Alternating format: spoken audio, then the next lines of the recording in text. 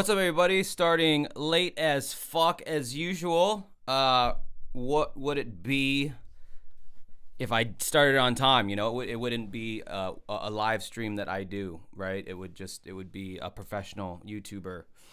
And I'm not one of those by any means. But isn't that why you come here, for the boutique style shittiness that only a small YouTube channel can give you?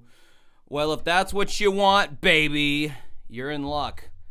So tonight there was on my community tab on my Facebook page, there was a poll. I don't know, I just feel like kind of like watching stuff nowadays seems to be the move, seems to be the kind of the fun thing to do. You could have voted between three things. I just went ahead and took Linkara's shitty movie off the ballot because I just don't think that's ever going to get I don't think that's ever going to win the votes. So I took that one off and I was like, it'd be kind of funny to watch Boogie, but the people want James Rolfe, man. They want the nerd. Say whatever you want about the guy, but he still is the lolcow supreme. So we're going to watch another one of those fucking AVGN Cinemassacre podcasts. I don't know why I keep picking bad stuff to watch. I guess I'm always curious about it, and there's no way that I would do it alone. And I think a lot of you feel the same way. Like, you wanted to watch this shit, but you don't want to do it like alone. So I think that makes sense.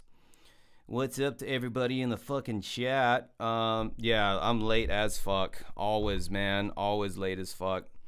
If I had a manager of any kind, which I don't know if they even have those for YouTube people, I'm sure they do if you get to like Ethan Klein's level, but they would probably be like, hey, Josh, why don't you fucking start the stream same time every week and start it exactly on time, right when you say you're going to fucking start it.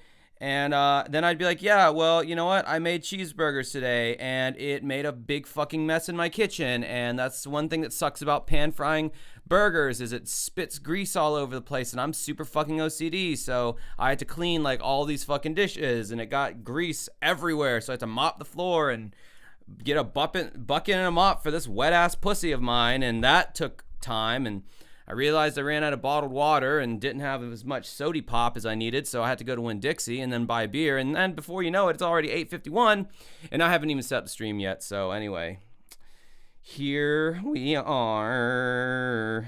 Time to get that bussy. That's right, Paul. Chicago's in there with that little wrench, meaning that he's moderating. He's encouraging gamer words in the chat, I think. That's pretty much what Chicago's doing.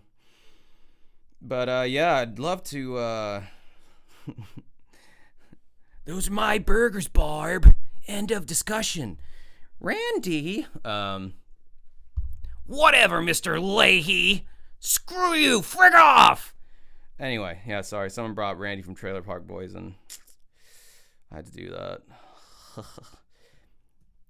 Yeah, I like the pan-fried burgers. A great grilled hamburger on like an actual grill is good. But I read something recently that it's very carcinogenic, the coal. If you use coal on your barbecue or whatever, that black little kind of crusty shit is especially carcinogenic.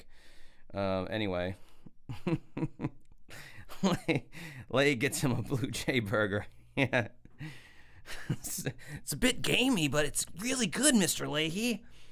It's got the fucking feathers sticking out of it and shit still.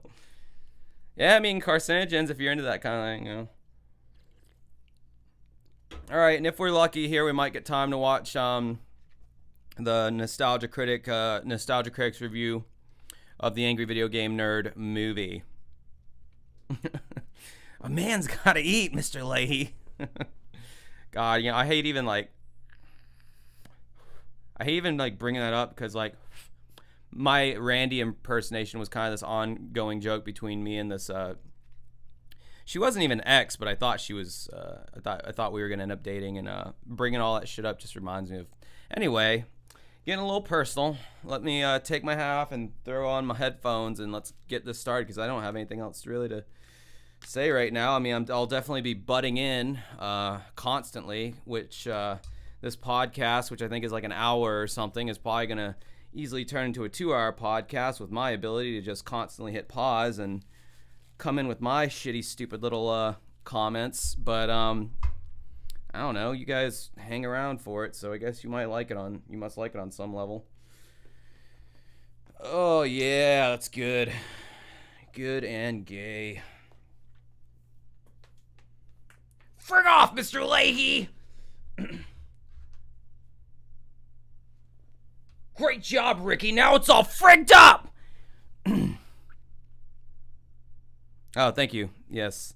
Got this Roger Waters shirt from the concert he did like 2 years ago. All right.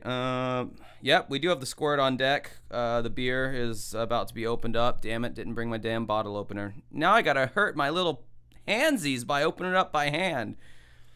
Do we know the original air date of this episode? No, I don't. Probably sometime in, I don't know, I guess we can look it up if it matters that much. Isn't there some stupid AVGN Wikipedia that's only dedicated to AVGN factoids? When did AVGN podcast with Doug Walker come out? AI, you ain't got no quick answers for me? The fuck? I don't fucking know. I'm not seeing. So I think it's sometime in 2021. All right, who cares? Whatever. Let's get into this shit. I'll have to adjust. Today at the signing, everybody wanted the middle finger, like to flip off the cameras, and recording it. The guy taking pictures was like, "Yeah, that camera." And after that, we were just saying that to everyone. It was like, "Yeah, we're." Sorry, I had the stupid nostalgia critic thing queued up at the same time. All right. Anyway, well, they're teasing things at the beginning of the episode here. They're saying that like this is the highlight. You know, this is what we're going to talk about later on in the show, and this is like the highlight that you should stick around for. So let's see what that's about. Camera, because what are you flipping off? What are you actually supposed to be flipping off? Yeah, right. But it's just a very popular thing, especially like, even kids. Like sometimes there'll be parents that there was parents that came with two little kids. One of them was like really small, and was like, okay, flip the finger, you know, and it was like, and where's the point where she didn't even know like exactly, like she was doing this, or did she do this thing where she's like, or she did it like kind of like this, that? and it's like no, yeah, and like where the dad is like, okay, I'm already seeing right now. This is going to be a podcast where they are talking the fuck over each other. We'll see if I'm proven right. Look at James's fucking psychotic face right now. Anyway, like helping her to give the middle finger in the picture. It's time for the Cinemassacre podcast. Yeah, it's been pointed out in the past that the announcer like possesses 1,000 times the charisma of anybody on the actual podcast, which is funny.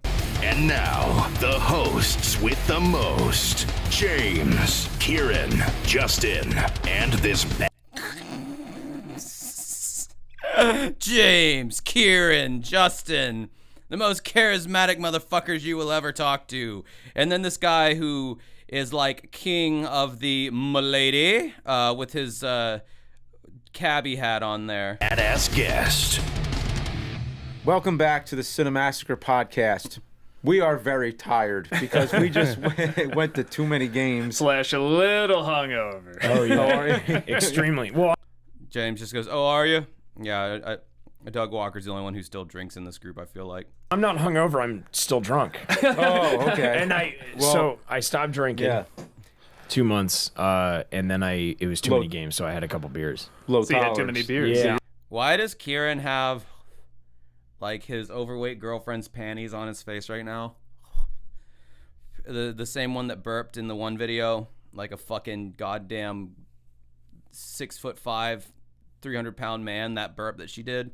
Why is he like literally like why is he wearing a mask? I mean, I guess this was 2021, so this was still like people were too much soy. I think maybe that could be it. Or yeah, maybe he's constantly sniffing them, just perpetually sniffing his girlfriend's dirty panties, dirty as in like had some Taco Bell, couldn't get to the toilet on time dirty, not dirty as in like pussy juice. That is such a ridiculous looking fucking mask. Like, I don't know, man, I go and I'll see certain ethnic groups when I go out to like wherever, a store or a grocery store or whatever, and they're still rocking the masks. They're still rocking the masks. And I'm like, and it seems to be one particular kind of people. And I'm just like, do you guys just like not trust the government or whatever when it's like, yeah, no, COVID's manageable now. Like, it's not killing millions of people like it was, or hundreds of thousands. Like, you don't have to wear that fucking mask anymore. No, I don't trust it. I'm still going to wear it forever for the rest of my life. I don't know. Maybe Kieran has an immunocompromised system. I am. Yeah. So I say basketball Americans. I didn't say that. The chat said that. I don't know what you're talking about. Yeah. So we just had our first convention back. I think for all of us this was our first. My first one back. Yeah. Yeah, first convention back since pre-pandemic. First time seeing the fans in person again. First time being like announced as a guest. I remember like we were waiting for this for a long time, and it was always kind of, a lot of stress associated with it because we didn't know if it was going to happen or not because it kept getting postponed, So we basically just went to Too Many Games 2020, but in late 2021. Yeah. The last year. I don't want to point this out, but James Rolfe's mouth is dry again, and there's going to be a lot of mouth noises for those of you who are sensitive to anti-ASMR sounds. That's going to be going down for this whole podcast. I'm sorry. I think Chicago's one of those people, and I'm sorry. I just wanted to point it out. Pomerola. Never happened. We all know It's that. not real. It ain't real. Yeah, it really feels like a month went by, yet somehow an eternity too. Yeah. I'd go with eternity, but no, I mean you're right. At the same time, it's very fast. Doug is here. Walker is here. Oh yeah, hi. We forgot to introduce Doug. Doug Walker. That's Doug. That is Doug. You want to introduce yourself, Doug? I'm Doug Walker. If you know him, you probably know me. Let me put this. If you know me, you definitely. You probably know me. Oh, that was a douchiest. You probably know me, or even saying you probably know me is douchey unless you're like fucking Sylvester Stallone or something. Like, I mean, no, dude. A lot of people. You know how many people in my average everyday life that I have to explain who each and every one of these million channel having motherfuckers are? You know how fucking separate YouTubers and the rest of the world are? It's pretty insane how many people do not have a fucking clue who Angry Video Game Nerd is or Nostalgia Critic. I think Mr. Beast is like, might be one of the only YouTubers where it's like, oh yeah, I think I know who that guy is. Doesn't he have like $1 billion or something? Like, yeah, no. People who are chronically online know who you are, and that's about it, Doug. I know him. So, I do like Nostalgia Critic and stuff like that. Yeah, so Doug was in town for the convention, so we decided to, have you on, which is why we're doing it after the convention. In any other circumstance, I'm going to say, let's not do podcasts after convention. It's Sunday night. Yeah, like it was right after. Yeah, it's we Sunday got night. out. Like right now, my car is full of guitars and cameras and just like I need to bring it home to unpack everything, and then I need to pack immediately to leave somewhere in the morning. More on that later. But yeah, Doug and I are going somewhere interesting tomorrow. Is that Brad Jones?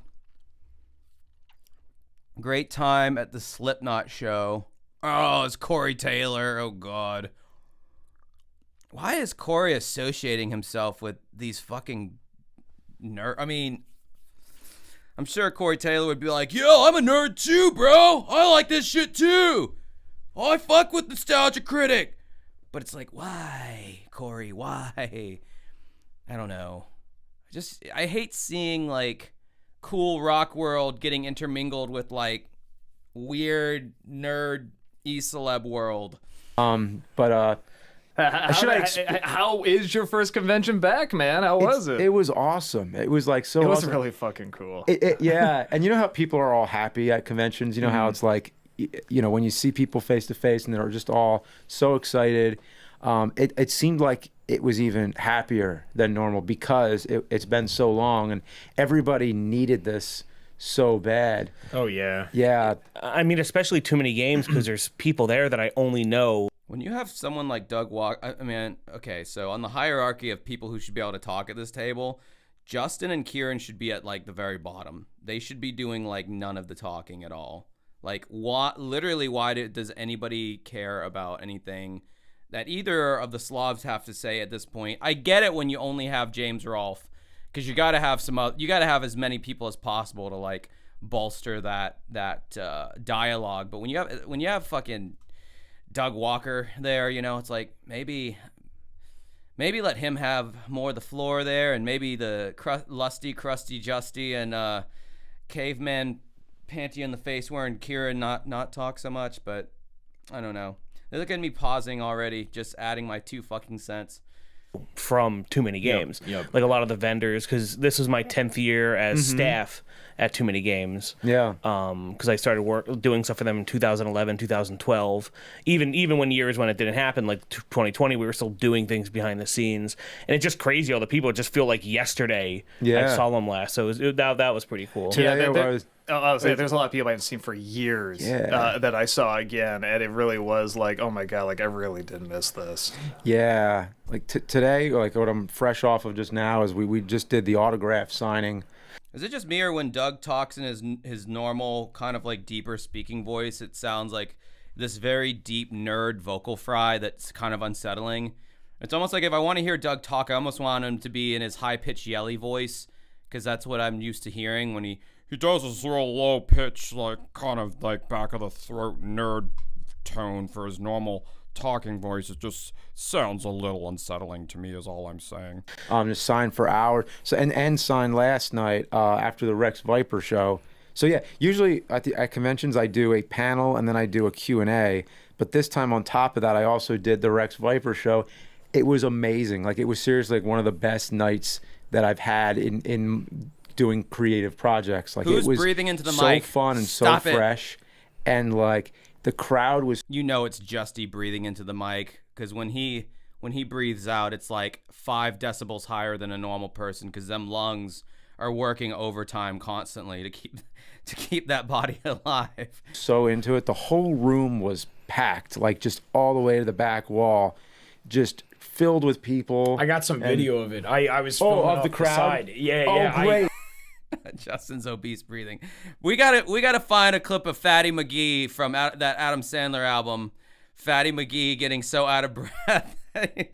Man, that shit's so fucking funny, because it's true. Apparently, I mean, we're seeing it right now. It's true. I got filmed Nice. not a whole lot, just like a minute or two. But Yeah. I got like the crowd. I went around. And Oh, stuff. that's awesome. Yeah. I was like, awesome. because I was sitting on the side with you guys. Did you see that the kid stand. in the front? There's like, The yeah, kid the freaking kid out. fist bump. Yeah, the yep. kid, yeah, fist bumped him. Oh no, Fatty McGee's taking the stairs. He's gonna be way out of breath. He had the Rex Viper shirt, and like, man, it was so cool. Yo, he was like living it up right in the front Yeah. row. He was going nuts. It was really cool. yeah. Well, and I think you were saying too, like you were saying, man, not since like you premiered the Nerd movie, have you Yeah. like felt that, but there's almost even more of a rush. And Yeah. I think part of it is, with something where you premiere something, it's like it's great seeing everybody there, but it's like it's done, it's a finished project. When you're there and you're actually like giving them the project live, Yeah. and there's just even Yeah. more of Yeah. a rush. Yeah, and more nerves. Like, I was more nervous about doing live stuff But before that's even this. better when it works. Yeah, Yeah, like people but- love it and stuff. It's like, okay, like, this is Yeah. okay.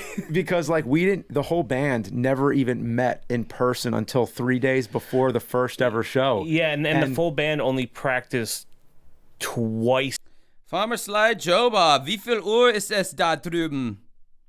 Ist ziemlich früh für dich oder spät? Weiß ich nicht. Together. Dude, you guys sounded awesome. Yeah. Like, man, I had chills. And Oh, this is the clip that I used for that, like the second or third Rex Viper video I ever did. Yeah, I sourced it from this podcast. That's where Kieran's like, man, you guys sounded awesome. You guys were like the fucking coolest guys in the room. And James just like, yeah. Yeah, I remember this clip now. Okay. I shit, know. I was like, holy shit, you guys are you guys were the coolest dudes alive. At that time, you were the coolest guys on planet Earth. It was great. I know, and everybody was saying the same. Everybody was blowing smoke right up your ass, James, because that performance was fucking ass. I remember that one. That was either their first or second Rex Viper performance they ever did live.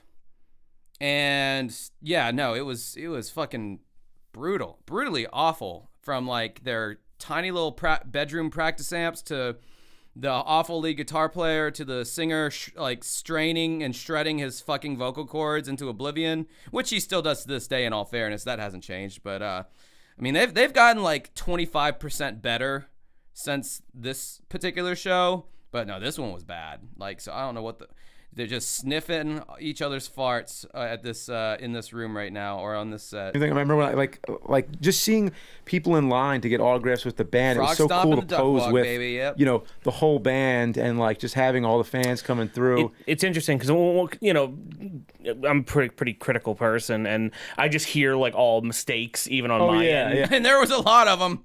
Oh, there was a lot of them. Did you hear all the mistakes? Is that why you excluded yourself from further Rex Viper shows? Because you're just like, I am not adding anything except for adding more gravitational pull to this stage.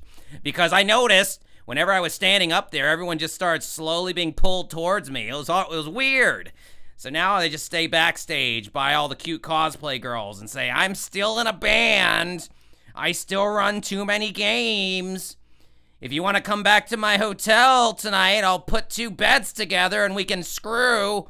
If you can find it. And all this stuff. So when you walk around, everyone's like, dude, that was great, that was great, that was great, yeah. that was great. You know, not a single person came up and said, that sucked. Or that you missed. Why? Well, of course they're not going to say it to your face. They're not going to say it to your face. They're not going to tell you suck to your face. Everyone's fucking polite in person in general. You wait until you get behind a keyboard like me. Like a douchebag. Like what I'm doing is douchey as fuck. But with that being said, I would, you know, if I ever met any of those people, I'd be like, and they were like, yeah, I saw your video on our band. I'd be like, yeah, well, yeah, you guys aren't very good. So I'd have more of a nebbishy kind of like, well, you know, I mean, you guys really aren't that good. So, you know. But on here, I'm an attack dog, so that's the difference. Don't get it twisted, baby. You missed that note, you know. Who does that at a concert? Who goes up and is like, hey, you're all right. Yeah. Well, to be honest, I was looking at the video of some of the clips later that people were posting, and I noticed when you're looking at it that way, you really can't hear a lot of those. Like if you missed a note here and there. But when I'm on stage, it's just like, okay, I missed that, but you recover from it quick. You go right back into it. Especially vocals, it's like, yeah. Oh, you missed that. It's fine. People are singing in the audience. You're able to do that. And well, I talked to Psycho Stick and like Professor Shy Guy, who was there performing. Oh, but isn't that the cruelty of the video the handy video camera built into the cell phones these days? That's the cruelty, is that all your fuck ups get saved and posted for all eternity for dickbags who have way less influence and subscribers like myself to look at and to mock for my even smaller audience to laugh at. That's the cruelty of life, Justin. It doesn't just go on like it's okay. It plays over and over again like a fucking loop for all eternity. And a few of the other acts, including like Twisted and whoever else. And because I was just kind of like so worried about it, like, oh, what if I fuck up or what if this? And they're oh, one, you can just put notes on the floor. No one's going to see them because it's a 3-foot stage. Yeah. And 2, like, no one sounds that good live. Like, this isn't a studio thing. Wait. Don't worry about it. And I was What? like, okay. No one sounds that... What? No one sounds that good live? No one sounds that good live. What the fuck are you talking about, Justin? Do you like how I'm arguing with a 3-year-old video? And I'm getting so, like, worked up about it. I know it's fucking stupid as hell. Just the shit that comes out of these dudes' mouths. And it's like they have these, like, fairly prominent positions online, on the intranets, on the interwebs, and the wild shit that comes out of their mouths that most, you know, people don't really sound good live anyway. It's like, bro, literally almost everybody, like, any other band that would be on your level would have their shit together in way better of a fashion. They're called in-ear monitors. They're called fucking miking your amps properly. They're called band practice. That's another thing. That's probably the biggest one, band practice. Yeah, anyway. Hey. Yeah, it's a party. Auto-tune It's just while a, you're singing. yeah, yeah, it's just a party. But I was nervous before we did the rehearsals because I was just like, well, when we all get in the room, what if these songs need a lot of work? Like we need to practice. And they did need a lot of work. Practice them over and over and over. But I mean, considering we two of did- the songs were brand new. Yeah, and just to think like, okay, we played each of those songs like, all the way through like a few times, like each song. Except Hearts on Fire we only did twice. I think Mighty Wings we only did twice. I think The Touch, I love how he's saying like everything that I pretty much already figured when I made my video back in the day, but like I was not going to be like fucking bothered to watch this entire podcast to actually confirm any of this shit. But yeah, he's confirming exactly what I thought. They practiced these songs a couple times outside of recording them in other James's little home studio or whatever, bouncing the tracks to them from wherever they were. I don't think they were ever in the same room together. They were just probably shipped out over the webs to for shitty lead guitar player to organize together in his little Pro Tools or Logic rig or whatever he's got on his computer. And so they played these songs like 2 or 3 times each, and it definitely sounded like it for sure, 100%. two new ones. The two new ones we did the most. We probably played them each like 5 or 6 times, but we would do just these playthroughs, and it was like, okay, if we did that at the show, that's not bad for just meeting up and doing this. So after the rehearsals, I felt a lot more confident. So then it was all about like all the checklist of all the other things that could go wrong. It's like, okay, make sure that amp sounds right. Make sure that we have enough cameras to cover it because we wanted to film it.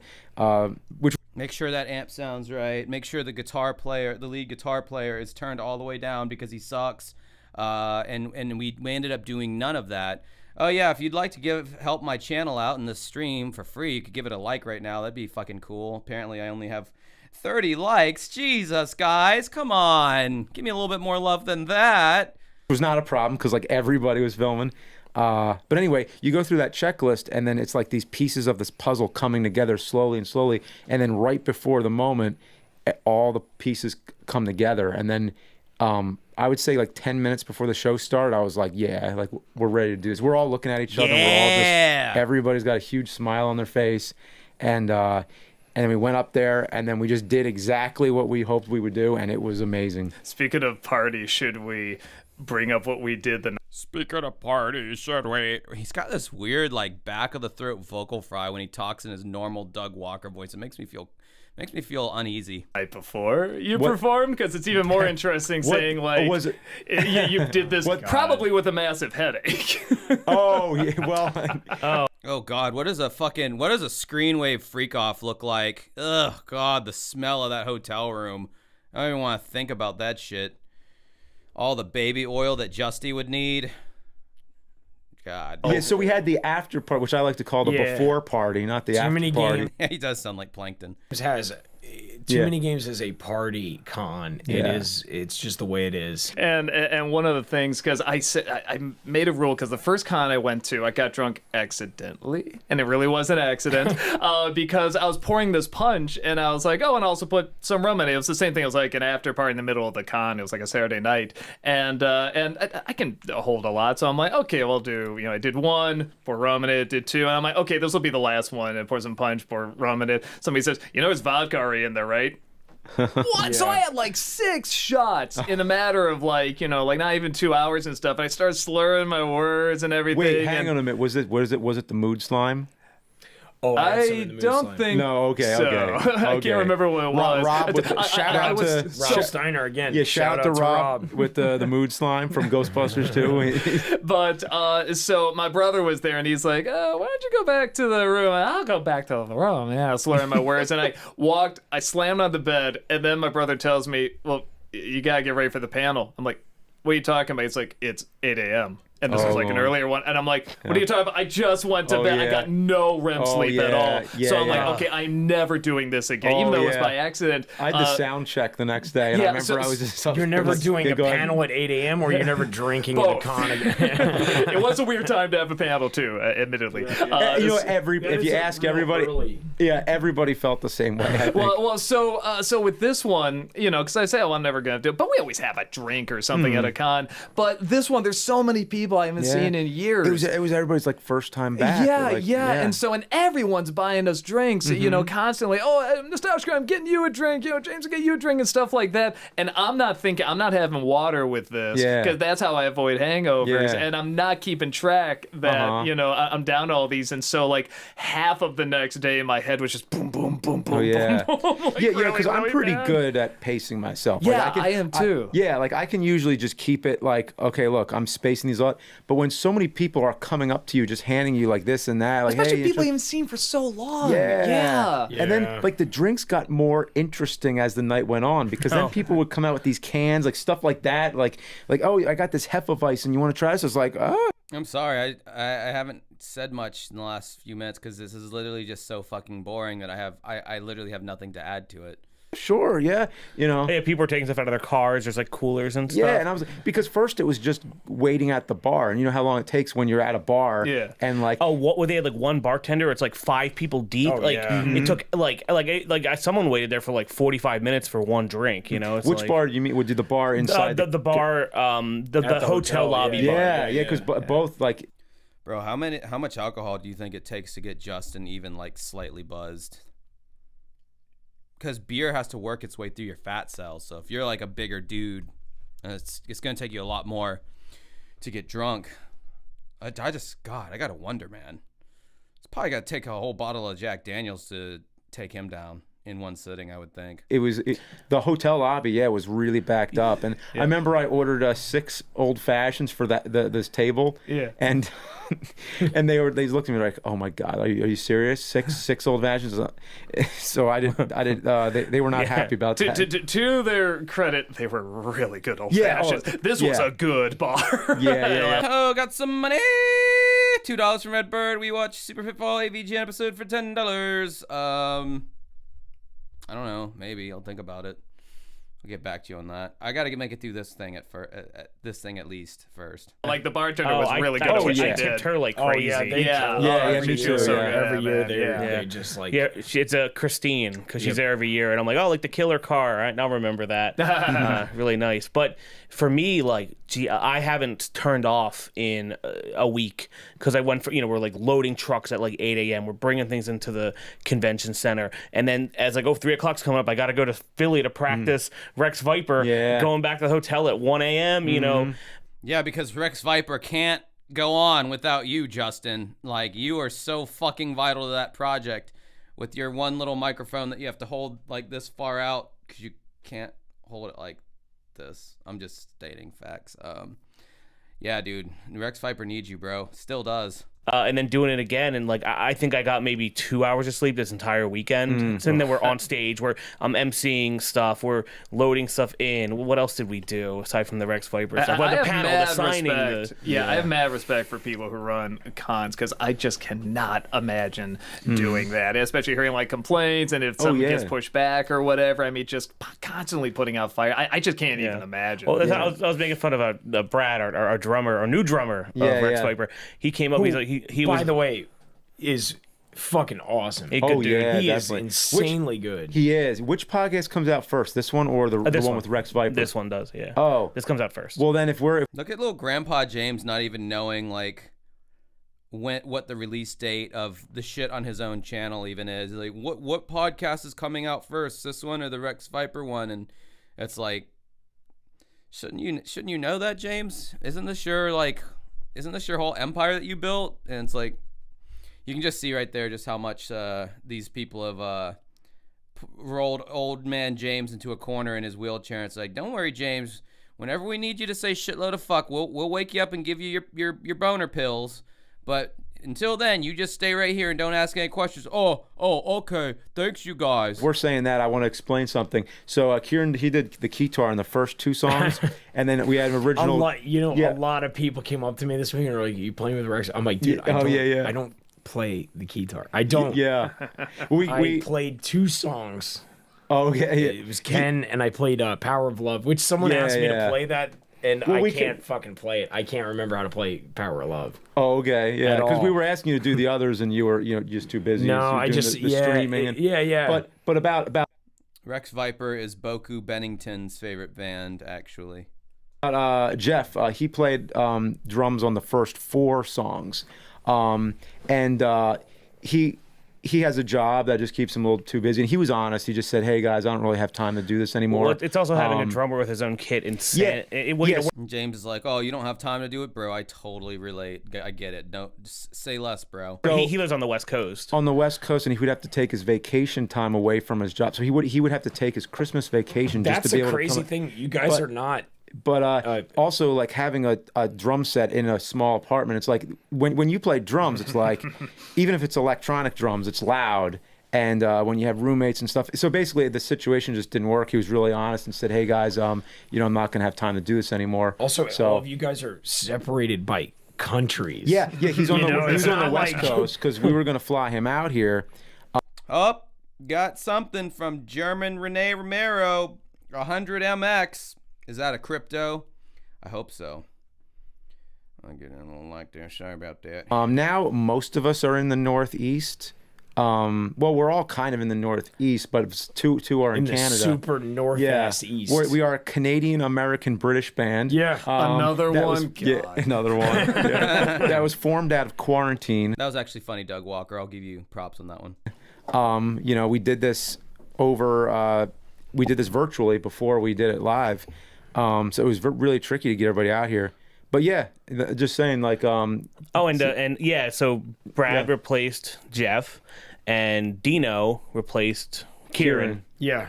Yeah, because Dino used to play in Cheap Dinosaurs, and he used to run a lot of shows and stuff, and he's crazy on the keyboard. It's like a mad scientist up there.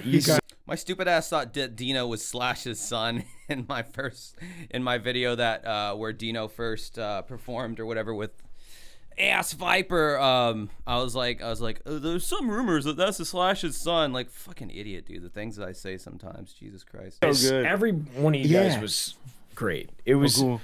I loved every second of the show. I didn't want it to end. I had such a good time watching it. That's all I've been hearing too. Like, everybody's just like, "You killed it! You killed it!" It was great. Like, yeah, it's dead. We killed it. Oh, it was. No, to bring up your point, like when I went up to Brad, I was joshing with him, the drummer, as we just said, and he was like, "Oh man, I'm so tired. That was so crazy." I'm like, "You're tired," and I was like, "Oh, imagine you just show up to a convention just to play one show, not doing all this crap." You guys had the biggest turnout, I think, too. You had that whole entire room was packed. Kieran's kissing some ass right now. I think you guys had the biggest turnout. Well, Justin runs the convention, and AVGN's a pretty popular character for gaming conventions. And like, what was their other competition like? Band-wise, Psycho Stick or whatever the fuck, whoever the hell that is. I think it was the biggest concert that weekend. I was what's it called? I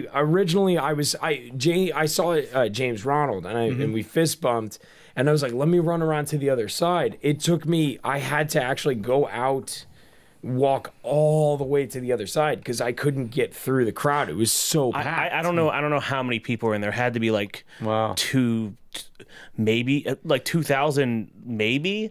Because I know that like during a panel you can fit like 500 people in their chairs, but when everyone's like crammed in there, everyone was. It might have been more people. End of the room. Wow. I couldn't. I was.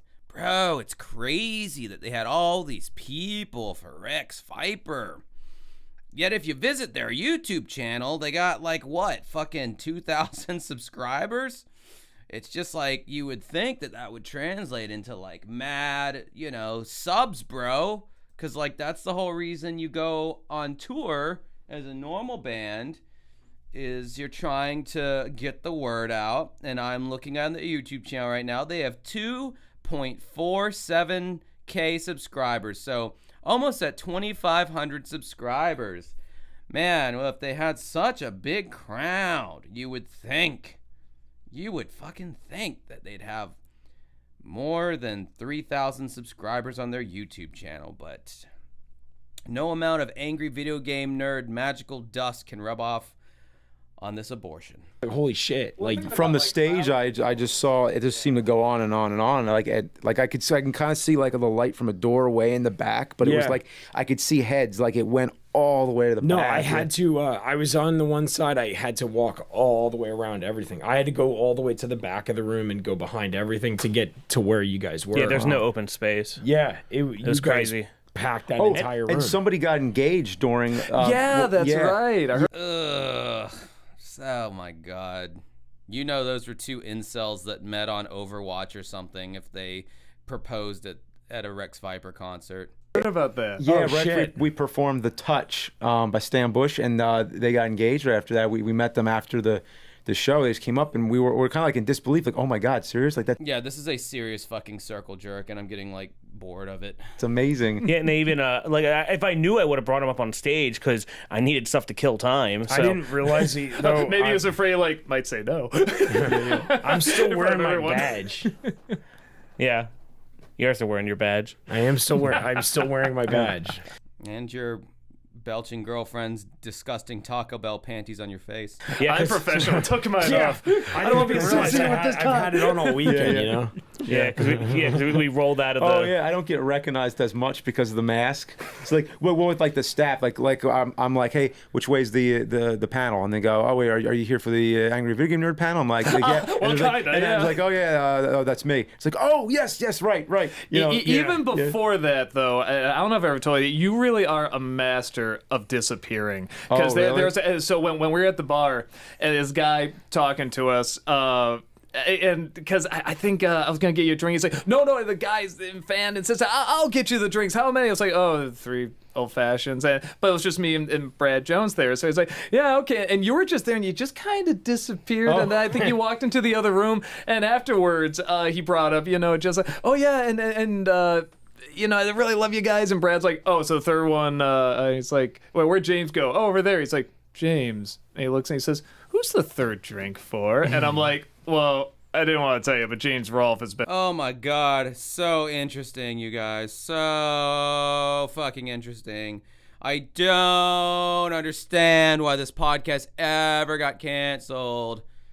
These are just such interesting fucking stories. I could imagine myself doing the dishes or mowing the lawn listening to this podcast and just having a fucking blast. Behind, right next to you for like 5 minutes. Oh. He's like, what? The guy that was right here with them? I'm like, yeah, he was right there. Like, you are, I think because my bald head, they find me very quickly and they'll go to me. But like half the time they'll talk to me and they'll just, you're so good at sort of just blending in with the hat and stuff like that where it's like you vanish. And then afterwards when you go somewhere, I'm like, I love saying, well, that was James Rolfe right there, right? And they're like, what?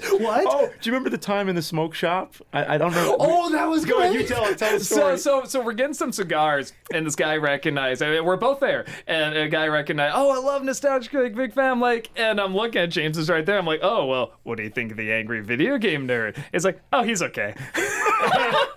And then I'm like he's right there. And he's like, oh shit, man, no, I Why are these guys, like, when they're not doing their characters, why do they all have, like, the energy of these, like, middle-aged dads? Like, these suburban-ass middle-aged dads who, like, just, who have, like, pool parties for their kids on the weekend and invite their kids' friends over, and Doug's doing all the pull-my-finger jokes and shit, and, God, it's just terminally fucking lame when they're not... I mean, it's like they did some okay shit back in the day, but when it was scripted. But man, off script, all of these guys fucking suck. just as much. Just I hate the AVGN. Fuck that guy. But he was he so emailed one of us, right? He emailed me. He was so embarrassed. He was like, "Oh my god, I'm so." Hate to bring up Red Cow again, but it just got brought up in the comments. Yeah, those dudes are dads, and they are infinitely more interesting than these dads. I don't even know if Doug has kids. I think he's married, but I don't know if he has kids. I'm so sorry. I'm like, it's okay, it's cool, it's not. But he emailed me after, and it was like, I'm so embarrassed. I didn't know you were standing there, and I really do love your stuff and everything. I'm like, it's cool. Yeah. My other favorite story, real fast, is one, I forget, it was Too Many Games or Retro kind of. It was one of these, and they had like the Philadelphia Ghostbusters there, and you came up and you saw them like, oh, what's that? I'm like, oh, it's the Philadelphia Ghostbusters. And you went, huh. I'll be right back. You kind of disappeared. Okay, he's doing James stuff, whatever. And I'm talking to people. And suddenly you come back dressed as Rick Moranis from the movie with the little grater helmet. You know, the strap. Like, you just had this, I guess, in your car. And you stayed in character the whole time. You did do the Rick Moranis face. Oh, there's a face? You had that. You just had that, and you were just quoting the lines. Yeah. Hey, man, don't ask James to do anything that's off script, Doug. What the fuck? Bro, he doesn't do that. Yeah. Around them, nobody recognized you. They just thought you were part of the group because you were so committed to being the Rick Moranis character there. Oh, I see. I committed that slore monologue to memory. Yeah. Like I remembered at one point. I'm just gonna test myself, see if I remember. I haven't tried to do it in like years. Probably since that con. Yeah. Gozer the Traveler. He will come in one of the pre-chosen forms. During the rectification of the Valdrani, the Traveler came as a large and moving torb. Then during the third reconciliation of the last of the McKettrick supplicants, he chose that of a new form, that of a giant slore. Many shubs and zools knew what it was to be roasted in the depths of a slore that day, I can tell you. That is such a damn... That was slightly impressive. That's a lot of random fucking autistic words to remember. And he kind of like was right on there with Rick Moranis there. So, okay, sure for, that was autistically impressive. An Aykroyd line. I get so many people say like they try to read his scripts, his lines, and they get, tongue-tied and stuff. It's like, oh, give me that. And he'll just read it perfect. And it's like, yeah, do it just like that. Like his dialogue is so crazy. Like that. Yeah. So that's impressive. You can memorize it. And now we memorize just say it. Because I guess people can memorize it, but saying it, they're like tongue twisters. Like that one almost rhymed. Yeah, it's so probably, bizarre. Yeah, it was close enough, I think. What I said, but yeah. It's like really weird. Like you think about how they wrote stuff like that. Like what made them? What is Last of the McKettrick supplicants and like all these things like what the fuck that even means, I think it's just Tobin's Spirit Guide and stuff. They're all words that it's like you recognize them just enough, but they're really difficult to say. All your extermination, elimination needs. It's like, that's a tongue twister. Yeah. Extermination and elimination needs. Yeah. It's tricky. Yeah. I like how they have to like break their ankles and turn their feet at this awkward, stupid sideways position, being at this fucking table. Like why can't they do anything on this, like with this show or with any of the shows on here where it wasn't some awkward fucking train wreck that was just so easy for the internet to pick apart, but when you watch it, it's just so fucking stupid because it's like how Doug's legs are and like none of them are able to like slide up to the fucking table like a normal ass table. They had to buy one with this fucking grill of the fucking grating on the sides of it for no fucking reason, or aside from the fact that it looked like something that would have been on like WCW Turbo or whatever they used to call it, Monday Night Wrestling or whatever. Got $5 from Super Anthony. What's up, bro? So why exactly do you think this podcast didn't work? Why exactly? Boring as piss. These people are not, they don't have a shred of charisma when they're off script. I mean, I think Doug is brought down, honestly, by these guys because I think in general he does have charisma, even talking off script. But I think there, when you have three negatives, it kind of sucks the positive into its orbit of lack of charisma. And I mean, yeah, they're just literally smelling each other's farts right now and jerking each other off. They're not handling a topic or weighing in on anything. They're just being like, wasn't that awesome? Yeah, that was awesome. Aren't we awesome? Yeah, remember when that person recognized you? Wasn't that awesome? Yeah. Beer, alcohol, but boring. But I guess you guys want to talk about any like crazy convention stories you have?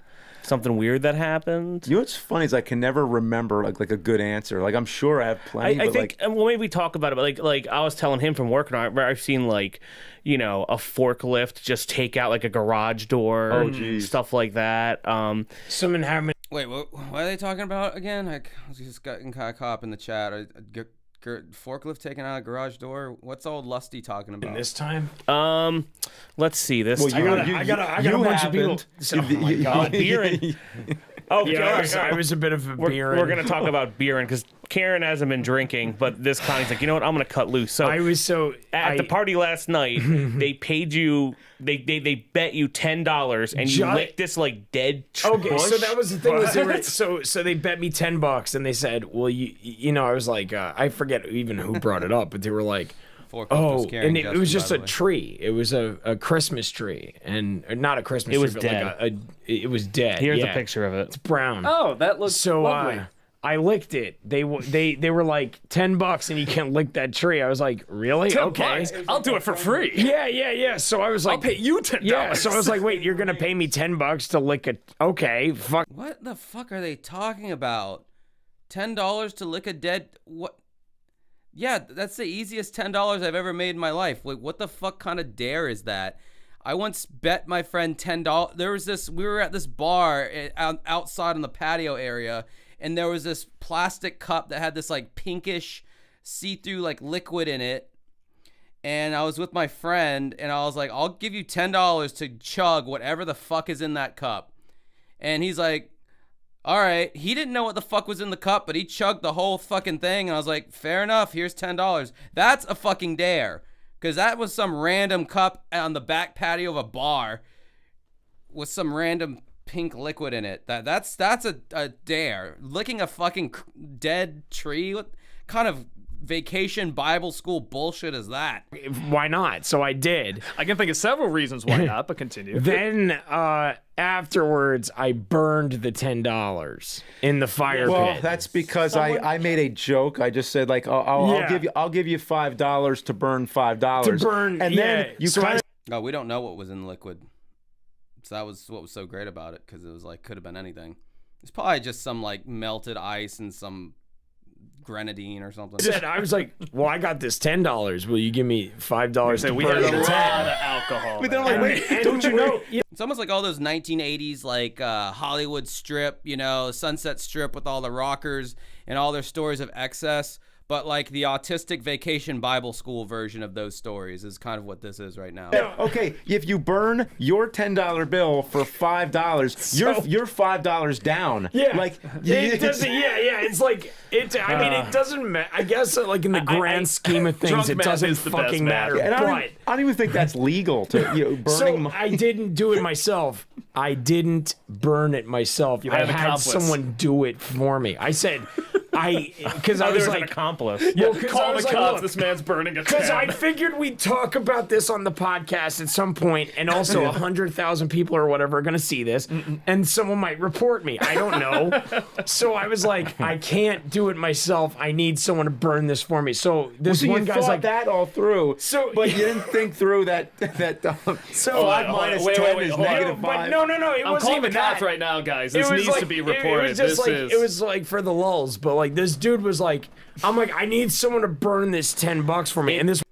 This is like when I'm hanging around a group of like nerdy guys, and there's like one cute chick there that I'm trying to talk to, and I'm just trying to like find a way to like you know, get her away from the nerd herd, and I have to like sit through guys like this telling these kind of stupid stories, and in my mind, or maybe maybe there's not even a girl in the situation. Maybe I'm just trying to leave and like go home, but like maybe they came out to my show or something like that, and I find myself caught in this like one of these conversations, and they're just saying stuff that I just do not care about. It's just small talk, and it's like shit that they find interesting on an autistic level, and I'm just in my head, I'm like 1,000 miles away, and I'm like, God, like how can I like plan my escape out of this like I'm having flashbacks to like so many shitty conversations I've been in the past that were just like nothing conversations, but like I think at least I think with this podcast, though, it's like, sadly, I feel like he was just like forced to I think he said he was like forced to do the podcast, or he had to do it. He didn't want to do it. He'd rather do rental reviews or something. Anyway, enough of my blathering. One guy goes, "I'll do it," and he just takes it and throws it immediately, like no thought. Okay, hold just on. did it. And I'm like, well, there we go. I should bring up that the hotel has a big fire pit. Yeah, there's a That's fire always pit going. with like No, this isn't one of the rooms. So picture this big, beautiful fire pit, and then throwing money. Yo, See, I didn't see it happen, but like by the time I made this suggestion and all that, and Yeah, I'll agree that rental reviews is basically just this, pretty much. They just have a topic that they're talking about, unlike this, which is like a stream of consciousness, but there's no stream. It's like this awkward stammer up a set of shitty stairs. saw what was going on. I was like, oh, So whatever. I did that, and then people started burning money. Like, so other people like were the like, Joker. "Well, I'm gonna burn money," and they threw it in, and people were like getting ready. And one guy burned $20, and then he looked like he like killed someone. He was feel- like, oh my god, I burned $20. I feel so fucking bad for that poor fucking hotel, because it always, after all the drinks and all the XYZ, like people eventually start just burning stuff. Everyone's in the lobby screaming at the top of their Oh my lungs, God. and you got to realize it's not just us in this hotel. Randomly, a drunken wedding party will come in, shit. and now there's a That's bride dancing around dude. with like 100 drunk nerds and YouTubers. I forgot. So They're burning fucking money. So I guess every wedding's burning money. we burned the money. We burned the money. So also too, there was a wedding that I guess they flipped a shit or something. Oh, like they that. killed the. Yeah, okay, so not only I'm running the fuck, like He sounds so excited to tell the story that he's about to tell, but I know it's going to be a story that goes nowhere, that's going to suck. And he's like, okay, I got it from here. So anyway, and it's just going to be more boring shit that's not going to be entertaining in the least. But this is what you motherfuckers voted for. We could have been watching Suburban Nights. We could have been watching the Boogie documentary. This is what you guys wanted. So suck it. See, I can't get demonetized for like verbalizing the D-Generation X theme song. Anyway, fuck you. so I sing Rex Viper and I'm doing that and I'm like dying. I'm like falling apart after it because I'm so tired. And then I go back to the hotel because I have to run the karaoke at the party. So We're doing that and I never thought I'd find a time where I would say Justin gives karaoke DJs a bad name, because it's already such a fucking lame job as it is. But fuck, here I am. Here I find myself. people from the wedding keep coming in to do the karaoke too, and I'm like, okay, that's well, they fine. were all cool at first. Everybody was super nice. They signed up for karaoke. And Was they this were the like, first night or the second night? Second This is last night. Yeah, Saturday. Nobody invited you, James. But what happened is the bride and some other people came in and they were like, oh, this karaoke party, it's ours now. We want everyone else. We want this room now. And we're like, this is our event. Because the first night's like a party for like guests and people like that, and the second night's for like vendors and too many We game put down staff. good money for this and then burnt it. Yeah. and so it's weird. Like the wedding party comes in and they're super like elitist. Seeing the Billy and Chuck entrance, what is that? The Road Dog, Jesse James, the Badass, whatever the fuck, Billy Badass, the New Age Outlaws. Stuff. They're like, okay, well, if we can't have the room, we don't want you to have it. So they complained enough and Badass they Billy closed Gunn, and locked Road the Dog, room. Jesse James. And we're like, so that pushed everyone back Oh, you didn't know? Your ass better call somebody. out into the fire area, and then that's I never went in that when room. I was like out like and that's when they started burning money. Dude, Porcelain is one of my favorite, like, hands down, Porcelain is one of my favorite YouTubers or documentarians in general. God, I wish that guy did more. I wish he uploaded more content. That dude is like top tier documentarian, whatever you want to call him. Porcelain and Beige Frequency, although Beige has been kind of letting me down lately. Oh my God, like the Joe Matarese one, documentaries, the Jim Norton, The Worm Has Turned. Yeah, he's fucking top tier shit, man. So underrated. Now, what is it? Nah, it's you look so good to me. Oh, I don't know that one. Damn. If that wasn't around during the Attitude Era, then I don't know it, bro, because that's when I watched WWF. It might have been, and then I forgot. I don't know. Money because they couldn't have karaoke. So here's what happened. This is all happening behind the scenes. I love any story that ends with that's why they started burning money because they couldn't have karaoke. So we're in the thing. It's first off, it's me and Tommy Loose. And yes, his name is legit Tommy Loose. So me and him, he sang No Easy Way Out. He loves Rocky 4. So we're He has, so like, the me and him tracksuit are and doing everything. the karaoke show, and also, I'm drunk and I'm pretty stoned. While Vince was, I'm just muting this shit because I don't care. While Vince was shitting on Girls Era.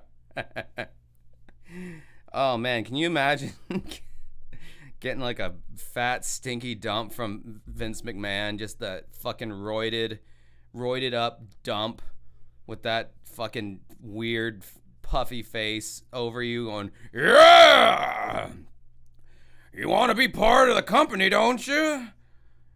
Well, you're gonna have to take my dumps. Sean, get in here. Stephanie, watch. Get the recorder. Well, I'm muting it now because I'm just talking over it. I'm hoping time will elapse as I talk over it. Anyway. Vince's lawsuit is 100% a humiliation ritual. I watched that Mr. McMahon documentary. It was really, I thought it was really good. Seems like the wrestlers are divided on whether he was like a decent human being or not. Like, who was it? Like, Undertaker was like, I'd give my life for Vince McMahon. The things that guy has taught me and things he's done for me. And Hogan's over there like, I don't know. Like, they were like and it's like, you couldn't have gotten Mick Foley on that documentary. Like, really? Like, and they barely even fucking mentioned Mick Foley. He was such a huge part of that era. Like, he was my favorite wrestler, like, bar none, man. Mankind, like, fuck that shit, dude. He was the GOAT. Red Bar's watching. Yeah, highly doubt it. I don't know, brother. Anyway, let's see what these nerds are talking about. That's not the Oh first time. shit! Like yeah. So I'm just sitting there like, oh crap, and then I have to be like, hey everybody, get the fuck out of this room, please. Like it was super awkward. It goes from who's next to get the fuck out. Yeah, and that was the thing. Like Yeah, my brother bought the Mick Foley biography when it came out forever ago. Have a nice day.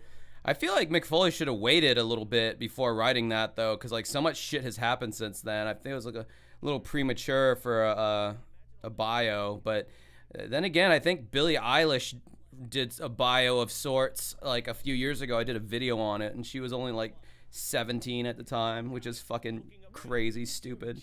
Literally looking up on YouTube how to just kill a man karaoke play. It's not like a professional thing. So I do like Mike David. I wish I had his car crash sound effect that he uses every 2 seconds. I think that's fucking hilarious whenever he implements that. I need a soundboard in general because I need some sound effects to throw in here. desk and stuff. Yeah, they don't that's realize true. you're That's a good point. a stone crazy drunk person who just licked a tree. I should have Imagine those screamed. people A like stoned, crazy, drunk person who just licked a tree. I don't know. Anyway, they're still not talking about anything that's interesting me. I'd just rather read the comments at this point. Totally premature, but that was when he was peaking in WWF, so it was a cash grab looking back on it. Yeah, probably so. I mean, he probably wasn't getting any money from the merch side of things, I wouldn't imagine.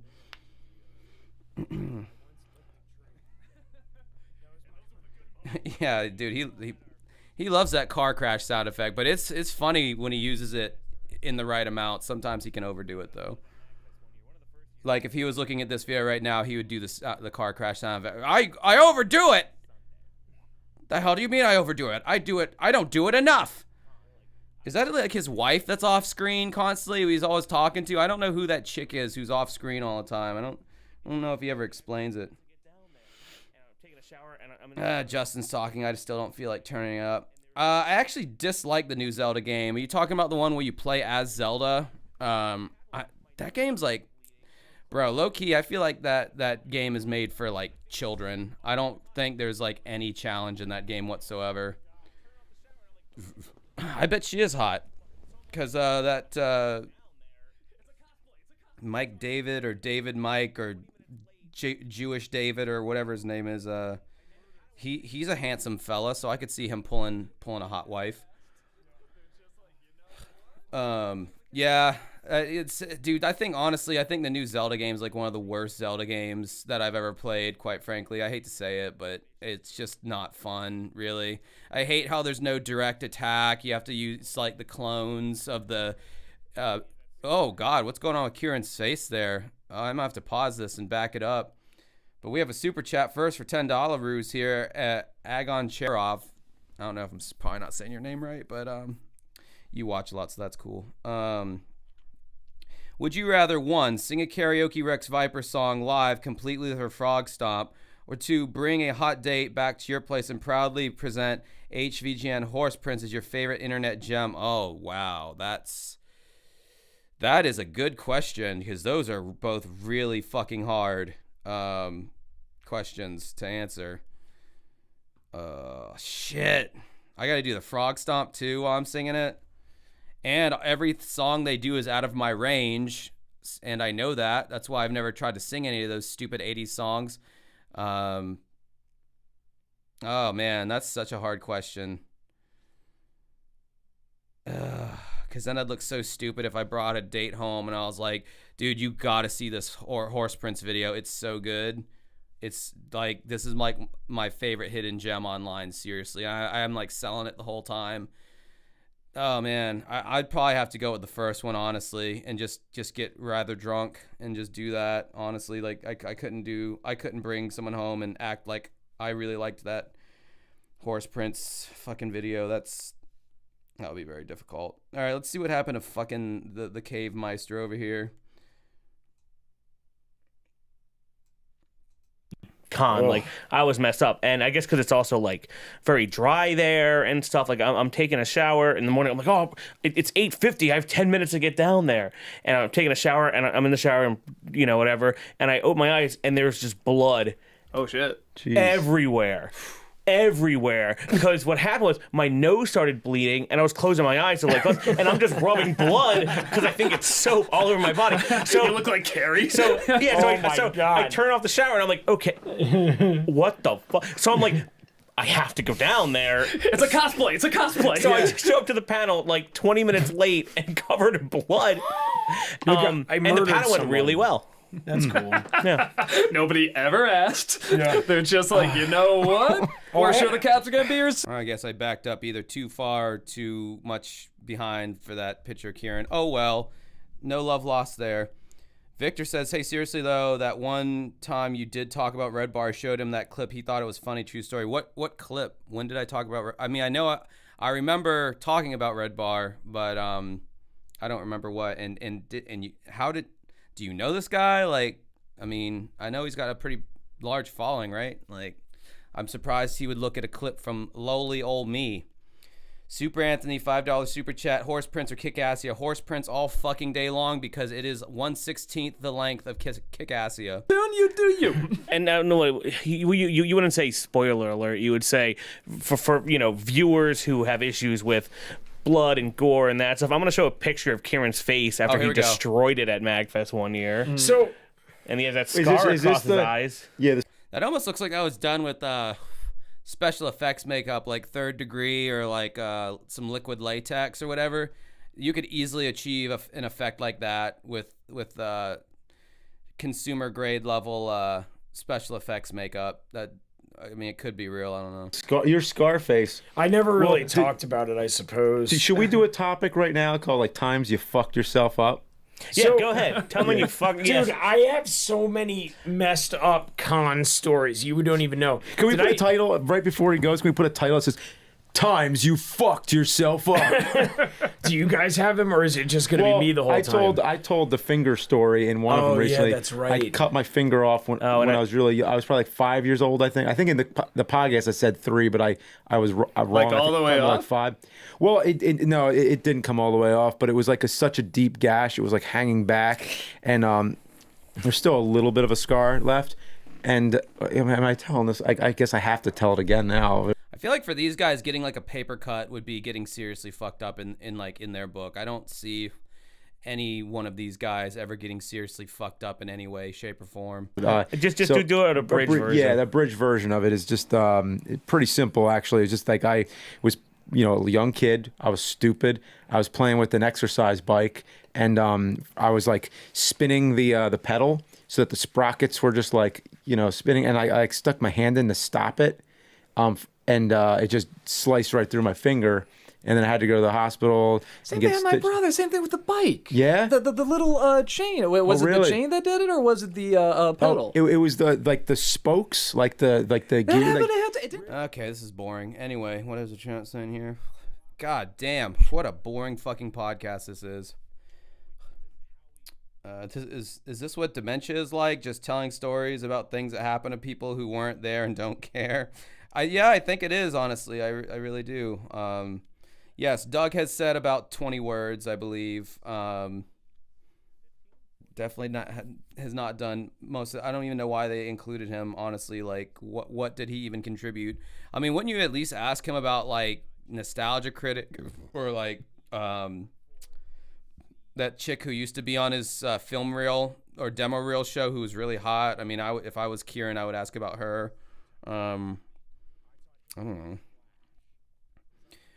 And can I just say that fucking series that Doug Walker had on Channel Awesome, Tamara Has Never Seen, there's like, I think like almost 200 episodes of that. Bullshit on the movies that she hasn't seen. It was like, Tamara's never seen Titanic. Tamara's never seen Back to the Future. It's like, bro, how the fuck are you working with like on a YouTube channel about movie reviews and you haven't seen like any movie ever? I think that show was like such a load of shit. The amount of movies that she's never quote unquote seen, like what the fuck ever. I just rewatched Titanic, by the way. That movie still stands the test of time. It's a fucking great movie. And God, Kate Winslet was so fucking hot. I'm gonna suplex you. So he picks me up, and at the time, and I was I weighed like almost like 300 pounds at one point, and he picks me up, and he can't lift me. He's not that strong. So he picks me up. And if you've ever been to MagFest and you're in the... Oh, no, don't show us behind-the-scenes footage of what goes on in the slob's fucking hotel room, bro. It's the last thing we want to fucking see. Some people are probably trying to fucking eat in here. Gaylord... Gaylord. Ah, that's what I resumed the play on. All right. Whatever it is, the hotel. They got these beds that got these, like... Wood frames. And I fucking just fell. I face planted onto the corner. Like this. His face went. Ooh. Ouch. So That's the noise he made when he fell.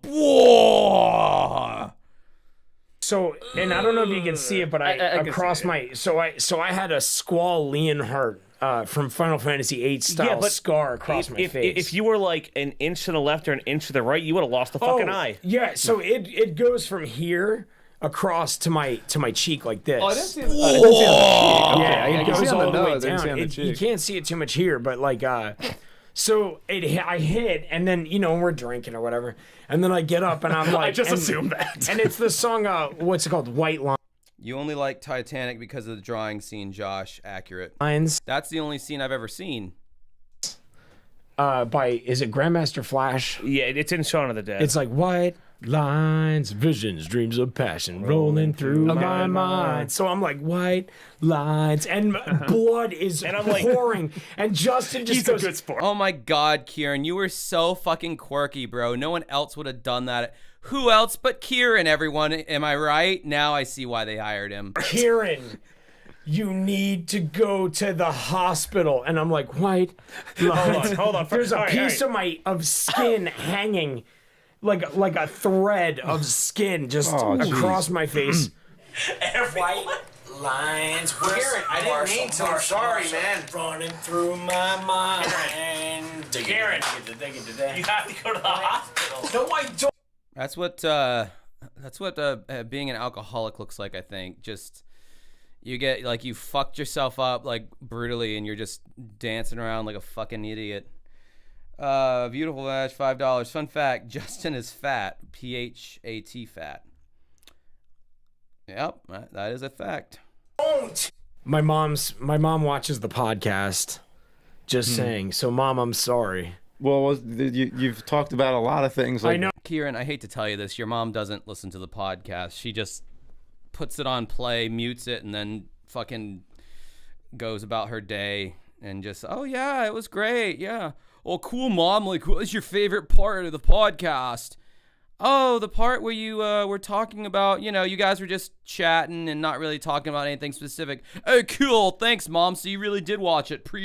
Preach, Mom. Oh, my mom has said, like, Kieran, why did you tell people you wrote that song Fast Car when you were on the toilet? Why'd you say that? And I'm like, Ma, come on. So, Ma, this is how I got my facial scar. Ma, come on, Ma. What'd you tell her? I'm gay, Ma. I told her Accept something that didn't involve me it. drinking. Come on. Come on, we gotta know what it is, man. I honestly, I don't remember. The snake came out of nowhere in the fucking- hotel. I was a drunk boy. There it is. So, yeah, so... let me see that. So wait a minute, you're looking That at him. looks like a horror movie, Right? Yeah, you're looking That at him looks like, right. oh wow, oh my god, blood all over you. Look at a picture. Oh, That's yeah. good, man. So, That's so good. Justin's like, okay, Kieran, least he's we still gotta, smiling. we gotta go to the thing. So Justin brings me downstairs, and there's these people that are like, MagFest has medics because shit happens at MagFest. I'm supposing. I get down there, and they're just looking like, holy shit, dude, like your face. And I'm like, no, it's cool. I know how to take care of it. It's fine. And I'm explaining No, this because you to want to them. put Neosporin at it. You're bleeding everywhere. You need Hate to leave you guys alone with this, but I gotta rock a wicked piss, so I'm gonna do that right now. stitches. Give me some laces. I can do this. I didn't need no stitches. So, and they're like, well, we can't do that. You have to go to the hospital, or we got to call an ambulance. And we're like, okay. So I signed a paper. With your blood. So they made me sign a paper. I'm like, nah, I'm not doing any of that. And they're like, well, you're going to need to sign a Refusal of treatment form. So I said, okay. You might never heard that Hand it to because me. it's not a normal thing to you usually get. That's what I was wondering. So they make you fill out this shit. And dude, I was so drunk when I filled out this form. I'm filling it out. And then I go to sign it and I'm like, and I rip the whole page in half with my signature. Oh. Like I ripped it in half, and they had to hand me a second one to refill it out. No, I just went crunch, and I pointed the pen at it so hard that I tore the page in half. What are you, like the Hulk or something? I don't, dude. I was really drunk at the time, and I know, Hulk rip paper. Yeah, so oh my god, I used to be like, and I don't do that much more anymore. That's probably good. I stopped drinking a whole lot. Yeah, well, look what happened the last weekend, Unless liar. it's a convention. I didn't do anything. I was totally fine. Everybody had a fun time with old Kieran. It was a good time. Oh my god, I used to just really party hard at conventions. That's the thing. You used to. Yeah, no, I mean, Now I'm just licking trees. yeah. Now I'm Like just a looking sane at human being. burning $10. There was also All right, I'm gonna do a little poll right now. I'm gonna do some Squid Game shit right now in the chat. If you would, cause I got the Nostalgia Critic reviewing the Angry Video Game Nerd movie. I got that queued up next. I am truly, legitimately tired of watching this. If you want me to keep watching this, press 1 on your keyboard. If you would rather me skip and watch the Nostalgia Critic thing, press 2. Cause yeah, I need to figure out where we're at here. Cause this is killing me, really is. that wasn't the night before that too. Your exit was like Oh my god, All right, Nostalgia Critic video wins. Thank fuck. Put me out of my goddamn misery.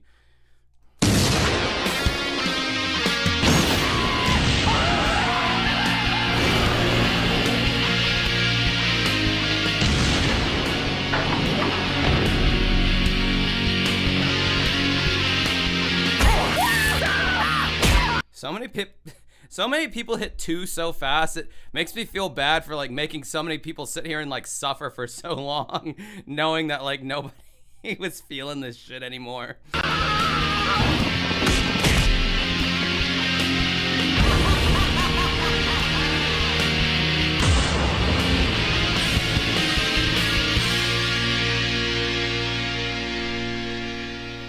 Hello, I'm nostalgia critic. Hello, I'm the nostalgia critic. I remember it, so you don't have... Oh, I know. Oh, I remember now. He's pissed off in this one because he like lost a bet or something, or I don't know, because he bet that James was never going to complete the movie, and if he did complete the movie, Doug said he'd review it, and so he did complete the movie. So now he's got to review it, and he's all pissy. Have to. Well, this is embarrassing. The nostalgia critic on the Nerd DVD. Oh yeah, I think it was a special feature. Let's talk about the color grading here with Doug. If you're that pasty and your face is just like beet red, just as a resting scenario, you're not even like working hard or anything, and your face is just red like that. Don't have a blue background behind you. It just accentuates your red ass face that much more. That's just me.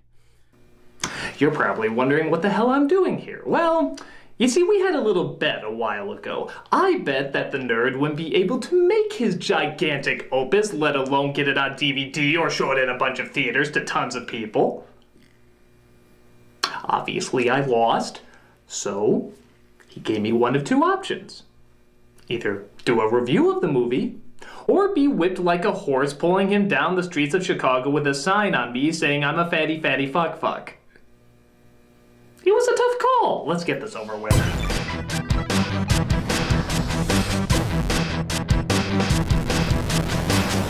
Remember that bunch of kids in high school who said they wanted to make movies? Remember how they used to show you all their films they worked so hard on? Remember how no matter what, you were always so impressed with how they put all their passion and all their love into every single frame they shot? Yeah, Doug, that was pretty much you with Kick-Assy and all your movies, but they were like way shittier and seemed to kind of like lack passion in most of the scenes where you weren't screaming like a little girl. And despite all the dedication that they put into every single frame, didn't you just hate those fucking films? Yes, I did. I had to watch one a few weeks ago, and it was your film. The lame effects, the hokey acting, the stories that made no sense. Yes, you're describing Kick-Assy. Yes, it's great. I love the self-awareness. Whatsoever. Well, the world loves to reward the insane, and this is the fruit of their labor. Hey, you paid for it, so it only makes sense that you should pay for it. Let's not wait another second. Let's take a look at Nerd! Oh, God. We start off with a backstory about the world's most hated video game. Spin-off, which is in no way related to the world's actual most hated video game. We swear! This is when they produced a game based on the highest grossing film of that year, Steven Spielberg's E.T. The end result was a strange and incoherent game that alienated devoted gamers. Well, no wonder they couldn't even get the character. Yeah, Cooper did cuck James pretty hard and remained doing so behind the scenes with Beepril. And that's why James's kids, they got a year-round tan, if you catch my drift. Color right or spell his name correctly. It was 2 letters. How could you fuck that up? Will fans be eager to buy a game based off of such a reputation, even though the new version will be better? It won't be better. We'll make it even worse. Research shows gamers these days are playing games they hate. They think bad is the new good. Consequently, we'll cut our expenses and double our profits. And internet critics will make thousands off of them. Dance, puppets, dance! I mean, you monsters. But how? Man, people used to think this shit was funny back in the day. It's crazy. Will they convince people to play it? All by using needless profanity's holy grail, as a montage happens showing all of his fans praising the nerd's work. Custom t-shirt right here. Well, who else can you think of that actually cuddles up with the AVGN plush doll? Got a Angry Video Game Nerd tattoo. And got that immortalized in ink. Bro, the people who got the Angry Video Game Nerd tattoos. Oh man, I would love to like talk to one of those people for like 30 seconds. Just to ask them like, how much regret are you experiencing right now? I'm sure, I mean, cover-ups are a real thing. You know, tattoos get covered up all the time, so I guess it's not that big of a Greek tragedy. Ha! That's nothing. Take a look at the fan videos I get all the time. Hey, critic, remember that fight with the nerd we were all angry at originally? When you gonna do another one of those? But it turns out the nerd has a real life. Yeah, wouldn't you expect that from someone whose legal name is apparently Nerd? He works at a video game Oh, I forgot they named it Game Cops. What the, like, that's the best you could do to, like, come up with a variation of GameStop? That's some top tier writing right there. store, has an angry boss who yells at him. He even has a quirky black sidekick. You gotta make some unique sacrifices. No physical fitness, no social popularity. No bad green screening, no claiming you're filming. Why did Doug have to bring up the fact that Cooper was black? You racist. This for an album that confusingly makes no sense. Album's gonna be good. And most importantly, no starring in early 2000 sitcoms or direct-to-DVD Disney sequels. The exploiting of IMDb must flow. But sure enough, a lot of cameos come into the store requesting the nerd review the original E.T. Or, as I should pronounce it, E.T. You know what? I heard that Atari recall all of the cartridges. No, I already have a quirky black sidekick. Call me if you can get me a Ninja Turtle. Preferably one that's been in the Brady Bunch.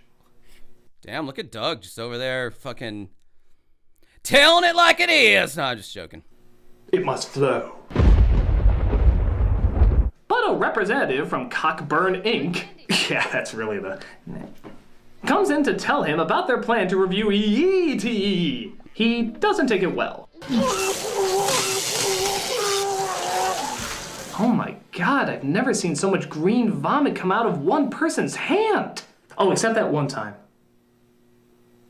Yeah, that was weird. He obviously says no, but has a dream that night to help improve trailer fodder. Like, look, zombies! Look, there's zombies in the movie, everybody! You like zombies, right? The nerd fights zombies. We can put that on the poster somewhere. I forgot, because I haven't seen this movie in so long, I forgot why this zombie scene existed. Was this some dream that he had or something? I just remember feeling like it was completely unnecessary, and it was probably like something that James, oh, I always wanted to do zombies, man, and now I can do it professionally, blah, blah, blah. Like, I don't remember what the context for this scene was. I do realize that Bear McCreary, who did the music, didn't use the Walking Dead theme for a scene that had zombies, but at least he played a zombie in there. Does that count? No, it doesn't. I want an apology, Mr. Creary. It's C minor. I don't think you meant it. Whoa! We're gonna find that landfill and prove that there's nothing under there. So he agrees that if they do find any games under there, he'd review them. But Cooper says they need proper equipment, which brings in the representative, named Mandy, back onto the scene. I also really don't like the idea of bringing this girl with us. Relax, no, she's our producer. And she's not a girl, she's a gamer. Yeah, what? Everything all right over there? The fans need you more than ever, nerd. So the road trip is on as Mandy keeps her team updated on her progress. Don't get too close to these nerds. They are the product. Don't worry, Mr. Cockburn. They're just a couple of dorks. And I'm not just saying that to reinforce the irony that they're going to win me over with their charm, because as this movie has clearly shown, they have none. Dude, Mandy wanted some of that BBC from the from the word jump. That's why she really stuck around in the movie. And that was probably in the original script, but April probably made him change it because April didn't want to let people on to know about her bullpen that she's got. You know, whenever James is out checking out fucking mountains that were in Rocky 3 or whatever, if you know what I mean. Was it gonna turn to Huntress Thompson by the time the movie's over? We were somewhere in New Mexico, the middle of the desert. When the dumb began to take hold. But evilness is keeping a close eye on them as they're apparently getting too close to their secret operation. I'll take care of this. All the facts and prove what is there. Good lord, he's harnessing the power of Mattel's missile command. That's a little excessive. Sir. Oh, maybe you're right.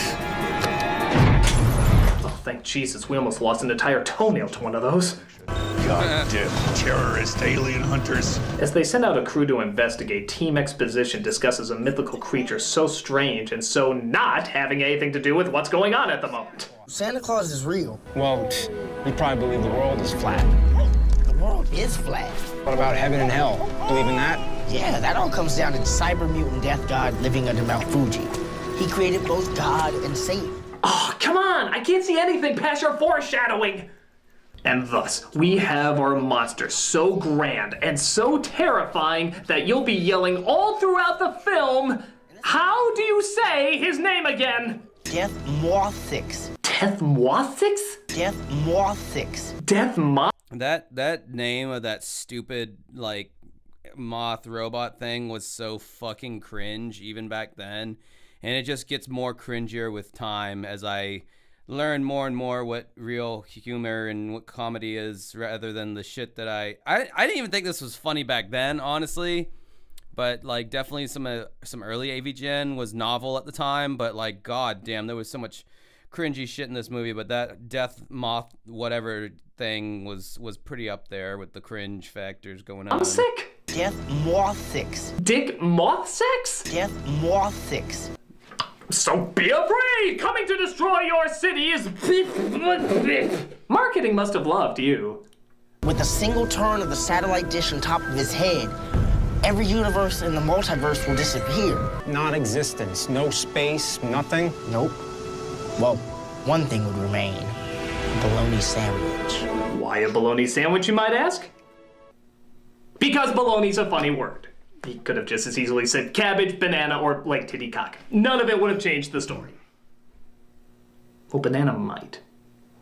But hell, for the sake of canon and to keep in the theme of the movie, the reason only a bologna sandwich would be left in the universe is... cockapus. I don't know what it is, but hey, if they can make up a story for... I'm sure I can make up one for that too. Yeah, Doug, because your movies were so much better and more clever than this stupid bullshit. But the military comes in to arrest them. It's the fuzz! We don't have a permit. I'm gonna make a run for it. Hey, it's how... When Cooper says it's the fuzz, he was pointing to Mandy's vagina. Shooting for most of the movie went. Get me the fuck out of here! And that's the line most uttered on the set. Are you sure they didn't just forget to turn the camera off during certain scenes? Hands on the vehicle. All right, honey. Don't get your panties in a wad. Oh, God. No. No. I'm not wearing any panties. Oh, cringe. Well, I'm sure you just made a perverted little 5-year-old boy's sexual fantasy come true. But the general accidentally blows up his arm, just a flesh wound, and they escape through a car chase. What the hell is that? Fruit, sir. Did you see the size of those melons? Take a note, McButter. That's so fucking bad, dude. Man, Doug really picked some choice cuts of like, I think he probably did it on purpose. It's like, let me like show some of the most choice clips of the shittiest parts of this movie. He did a good job. He's picking some of the best of the worst. Well, I'm sure you... I'm so tired of hearing the fucking Wilhelm scream shoehorned into shit like it's some big wink and nod to like film buffs out there. Like, everyone knows what it is now. We're all fucking sick of it. It's like, it sounds stupid as fuck. It sounded stupid as fuck back in the day. Like, but when you had a limited amount of sound resources, it was just easier. But now it's just, yeah. Anyway, I concur. I'm sick of hearing that stupid Wilhelm scream buried in everything. Just made a perverted little 4-year-old boy's sexual fantasy come true. They outrun them and decide to go searching for the person who designed the original ETE game. But they find the place is full of poorly rendered booby traps. Hey, as long as it's not as hard as the original Japanese Mario Bros. 2, you'll be alright. They don't find the creator per se, but a man named Mr. Zandor, a scientist who used to work at Area 51. Did you know the Atari logo was based off Mount Fuji? I always found that odd. Well, how may I help you? God, this foreshadowing is just as well woven in as a basket with 2 holes in it. When that sucker crashed in the desert, it broke up like one of those clay pigeons in Duck Hunt. There was metallic debris all over the desert. Or debris. No, it's debris. Well, there's an S. Why isn't it pronounced debris? I don't know. How come you always say bury instead of bury? We need to bury it in the past where it belongs. What are? He explains how an Doug was the first one to point out James's weird fucking vocal tisms. alien ship did crash into Area 51 and that the secret to how to get inside is hidden within ETE. On top of that, an innocent alien life is still kept in captivity. Ooh, we have an alien now too, huh? Jeez. Don't people ever get bored of all this Area 51 nonsense? Yeah. Unfortunately, the Atari logo is shaped like the mountain, and when I was playing my Super Nintendo, I realized that I don't know, whatever his other fucking, I had the wrong accessories. Hard to believe, seeing how the nerd hasn't come across any strange aliens or monsters in the past. For now, make yourselves at home. There are video games upstairs. So the team just sort of takes it easy for a bit, I guess. I suppose if I found out aliens were real, I'd just play on the power pad or reflect filming lights off of my glasses too. Amateurs.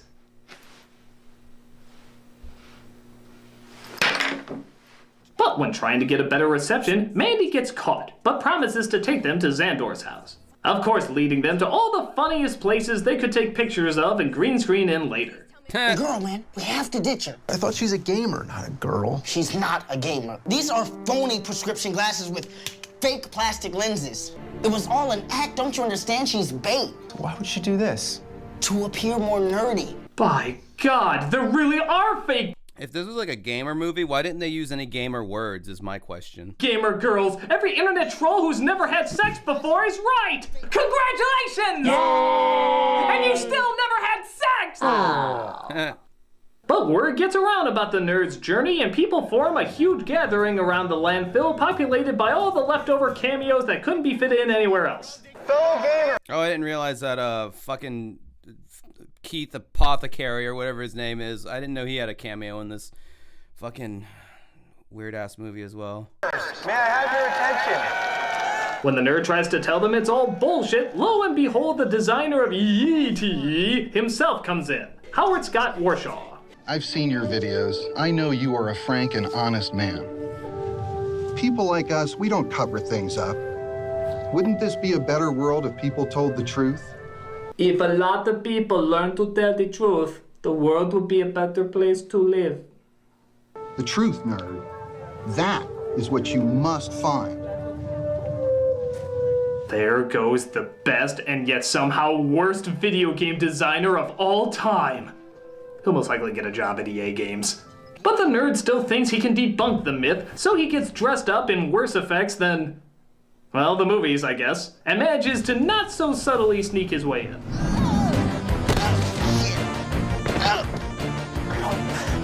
I fall! It's my thing! Sure enough, the inside looks just like the video game, and he gets himself caught. So it's revealed that Xandor replaced all the space metal with tinfoil. Because of this, the general decides to blow up Mount Fuji. I'm surprised you don't see the connection there. So long, nerd, and thank you for telling the truth. Oh. Damn fool! So in this scene, according to James's book, A Movie Making Nerd, for this scene, he was so overwhelmed with the production and just everything going wrong, apparently, that he had this like major panic attack, and he was like all tied up in ropes and shit, which probably also gave him a hard on. But anyway, yeah, he was so like he apparently couldn't speak, like, and they had to like film this like really fast because they were running out of time. And then whoever the actor was who played the tank guy apparently walked up to James and was like, I did the voice for such and such in the Ninja Turtles cartoon. And in James's book, he was like, that was all the motivation I needed to snap me out of it and deliver my line. And it worked because I started crying, and it helped conveying the emotion of being sad in that scene. And it's like, God, James has some deep psychological fucking scars stemming from that fucking fake, that weird dinosaur in his neighborhood or whatever. Don't you know that duct tape cardboard doors lightly pushed together are the strongest things in the world? Damn fool! But it looks like the alien escapes and helps the nerd do so as well. I thought you were just a hoax. Yeah, we get a lot of that around here. Clearly, his race is so advanced that their mouths don't even have to close to form audible words. Sure enough, is finally... I like that, like, Doug is legitimately, like, kind of taking the piss out of this movie, like, a pretty decent amount. But it is funny at the same time because Doug has made just as bad, if not worse shit than this, so it's a little ironic there. Released, looking as evil as a ceramic Tim Curry fucking a ceramic Dr. Octopus.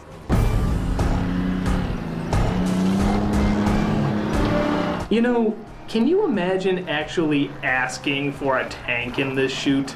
No, really. We just want to tell a story about a video game puppet who has to stop a bigger video game puppet, all coming from an internet series I shot in my basement. Fuck no. Well, we'll have hot ladies hitting each other. Oh, okay.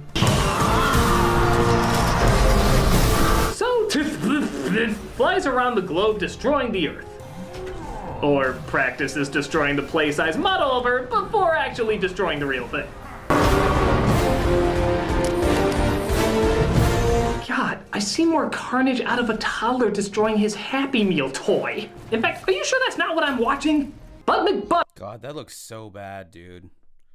Like, this is what he spent, like half this movie was made in his fucking basement, and boy, does it show. I don't know why he didn't just do like a fucking, like, why didn't he go in the direction of like the Polybius episode, where it's like more of like an indie thing, where it's not trying to be this big Hollywood blockbuster with all this bullshit involved.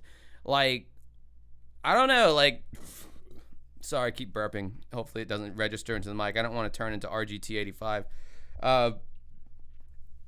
Like, yeah, I don't know why he didn't just like lean into something more like a horror thing, like and keep it small in one location and just do a lot of really good looking shots, professional looking shots there. I mean, anyway, I know he had ambitions to be this big, he wanted this big Hollywood bullshit movie from the 80s, like what he grew up with, but man, like, it just looks so fucking bad. Clara agrees to challenge Mandy to a fight because, again, they had to get that tank somehow, and they partake in chick-on-chick martial arts. Now, I thought I could get through this without objectifying myself in a sexy cat fight.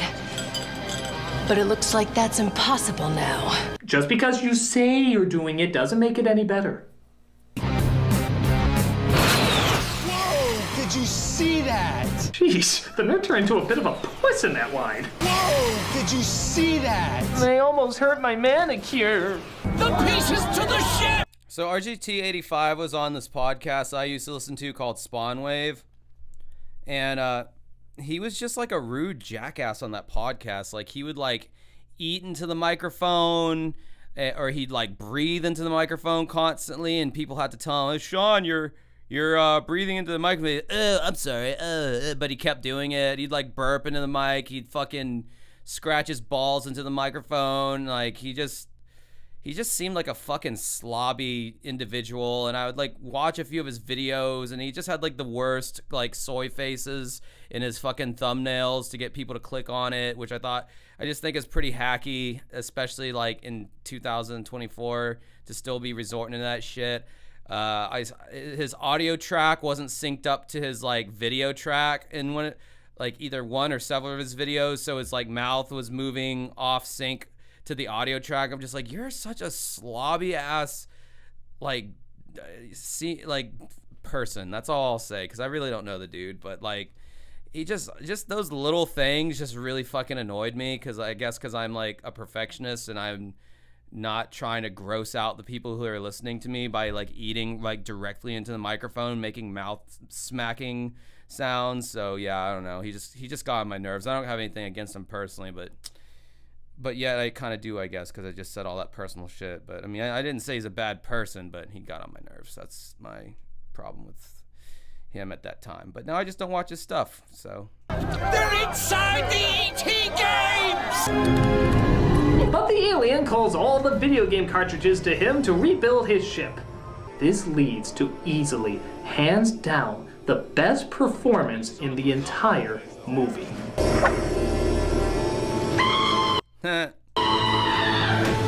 Look at the fear in his eyes. Look at the depth he's portraying. Look at how many emotions this actor is able to get across in just a couple of seconds. He may have only had one moment of screen time, but he changed cinema with it. No, that's kind of Doug's thing, right? When he's like acting or whatever you want to call it, he just does that high-pitched lady scream, and like that's his whole ass like bag of tricks. Duh, indeed.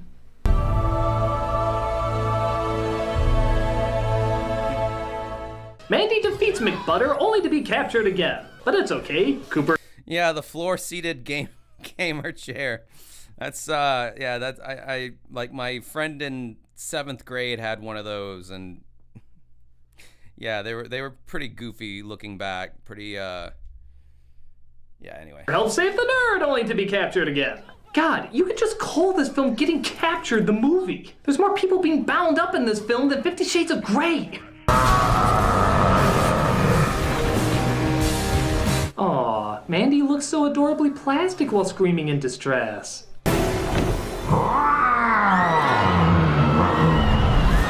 But sure enough, the nerd comes to save the day and catches Cooper and Mandy. They try.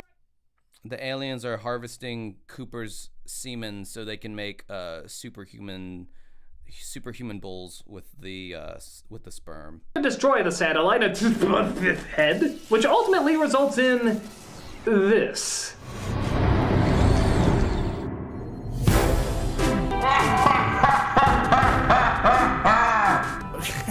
You want me to explain? No.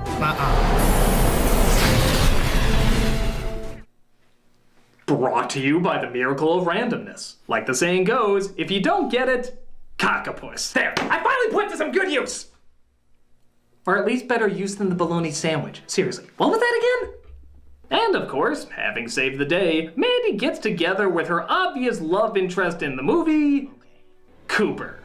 Because clearly they were setting that up. Hey, I guess if you can survive being in metal tentacle hentai, you can pretty much bond over anything. And bingo! And as you'd expect, the ending credits is a review of the game, which even then isn't really as major as you'd expect. So, is it really the worst game of all time? I don't think so. It's frustrating, it's challenging, and it's a brain teaser, but that's what makes it so addicting. And considering it was made in such a short period of time, it's more sophisticated than anything of its era. Ah yes, the greatest bad game of all time, reviewed by the greatest video game critic of all time, and the final epic conclusion is...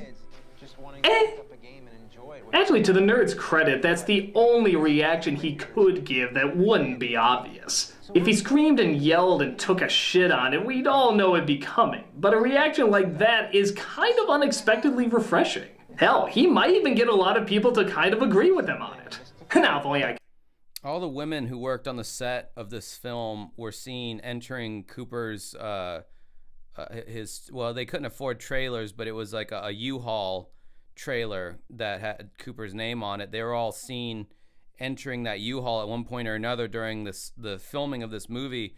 And oddly enough, months later, when James was still doing post-production, all the women on the set wound up being pregnant. So I don't know what all that's about, but yeah. You get that same amount of people to agree with me on Last Action Hero. It's bullshit! It's terrible satire!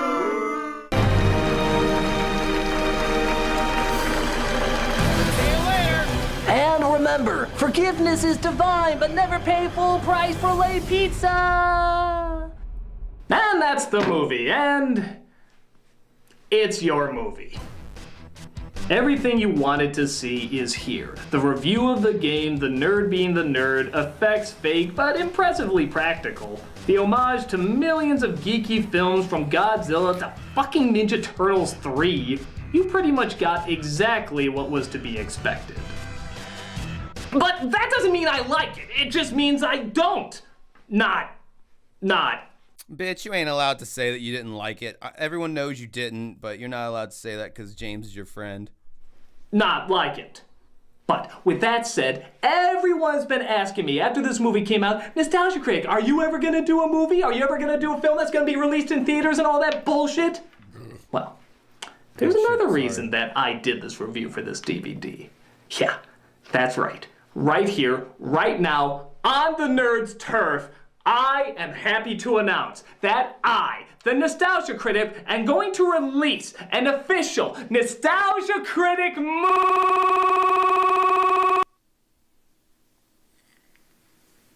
Oops. Oh, that was so clever and funny. Wow. Well, shit. That was better than the fucking podcast, right? I mean, that was a lot better than the pod. Which, granted, not a high bar there to go off of, but that was a lot higher than, or a lot better, a lot higher. What the fuck am I talking about? $10 super chat. Sorry for requesting Doug Walker episode of the Cinemassacre. Yeah, man, I forgive you, and anybody else in the chat who voted for that. I've already forgiven all of you, so don't worry about it. It's all right. We won't let it happen again. I don't think I can do another one of those podcasts. There's just no way. The Rex Viper one was a little bit more fun because I could clown on the band a little bit more, but they were just literally talking about some convention or some shit. What was it? John, fucking, or no, it was Anthony or something like that, wanting me to watch the Pitfall, the AVGN Pitfall episode. No, I still got a little bit of beer left, so I'm not quite ready to end the stream. I guess I could do that. Just talk like Kira and fucking do it. Let me download real quick. All right.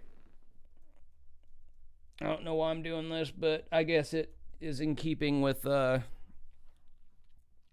everything else on this particular episode, so it's not like it'll be like that random, but I do have to download it real quick because I wasn't planning on doing that. I don't even think the dude's even in the chat anymore, but nonetheless, it was requested, so I will do it. But I'm going to take another piss though, so I will be right back.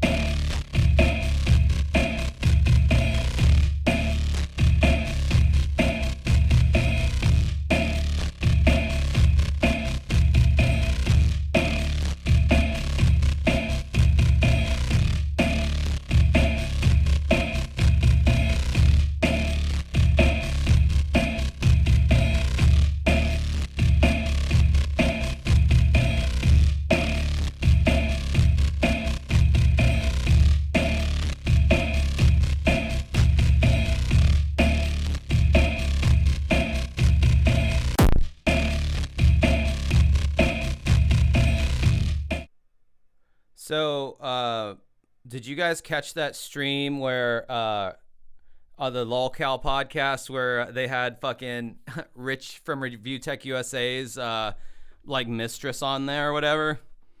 And then he later on did like a respond or reaction stream where, he like responded to all the shit she was saying, but like he was responding like, so like Keemstar or whatever would ask the mistress, whatever her fucking name is, like Becky Boop or something like that. He'd ask her a question, and before she even had time to respond, Rich would like pause the stream and answer the question before she had a chance to. And it just looked like he looked totally fucking unhinged.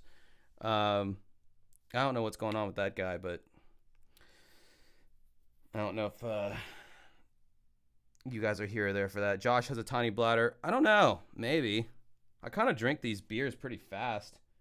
I'm on like beer number 3 right now and drinking a soda, and I already had a Red Bull before that, so it's like a lot of liquid going through my body.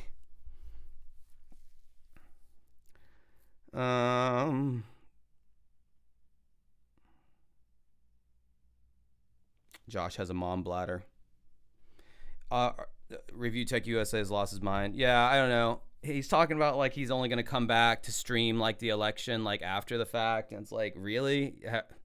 Have you ever been like a big politics guy? on your channel? Is that part of the brand there? You know, Rich talking about like fucking politics.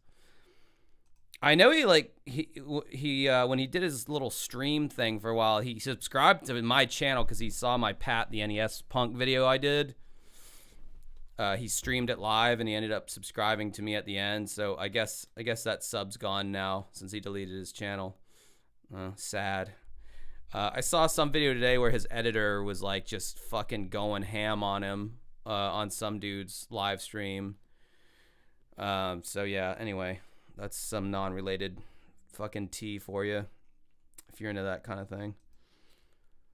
Sometimes I like it, I'm not gonna lie. Sometimes I like the tea. I like the petty shit. I think it's funny. Okay, here it is. Hold on, let's readjust this. Hey, look at that 4:3 aspect ratio. Fits in there a lot better than the 16:9s do. This is probably gonna hopefully this doesn't block this video when I play it, because they get pretty copyright happy on here whenever I do these videos. But you know, whatever. I grifted enough of your super chats for it to be worth my time. Used to watch him, saw the slow transition to his descent into lolcow. Yeah, he was kind of like respected there for a while. I mean, I watched his shit back in the day, and I remember thinking to myself, like, man, what a fucking awesome job that must be to just like be fat and like sit at your fucking desk and just like literally like talk about whatever topic is going on in games or internet drama, and literally he would just be him talking. Like, he never edited in video clips. Like my P. Diddy video I just did it probably took me like 15 hours of editing.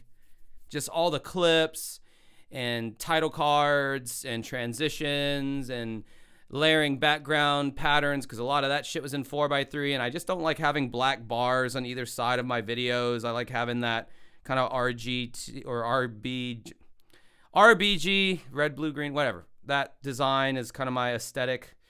Anyway, it took me a long time, and whenever I would watch Rich's videos, I'm like, God, he puts like no fucking effort into these videos, and he's got like all these subscribers. Like, what a fucking lucky break he got, and even that wasn't like enough apparently. So yeah, he kind of blew that one, but I think his channel kind of went the way of Boogie. His channel kind of started dying.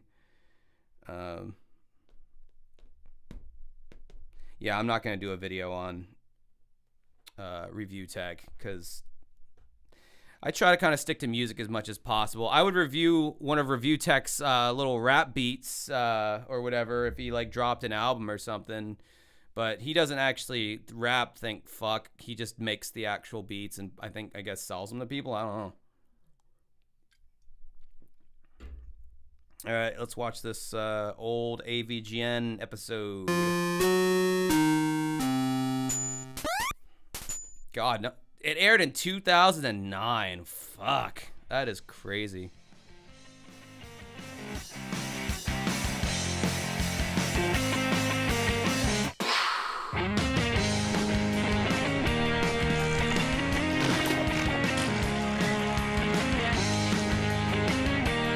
Fuck this game, watch it go.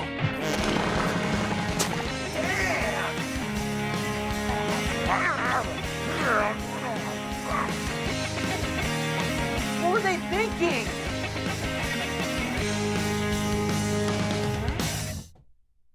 Let's play charades. Who am I?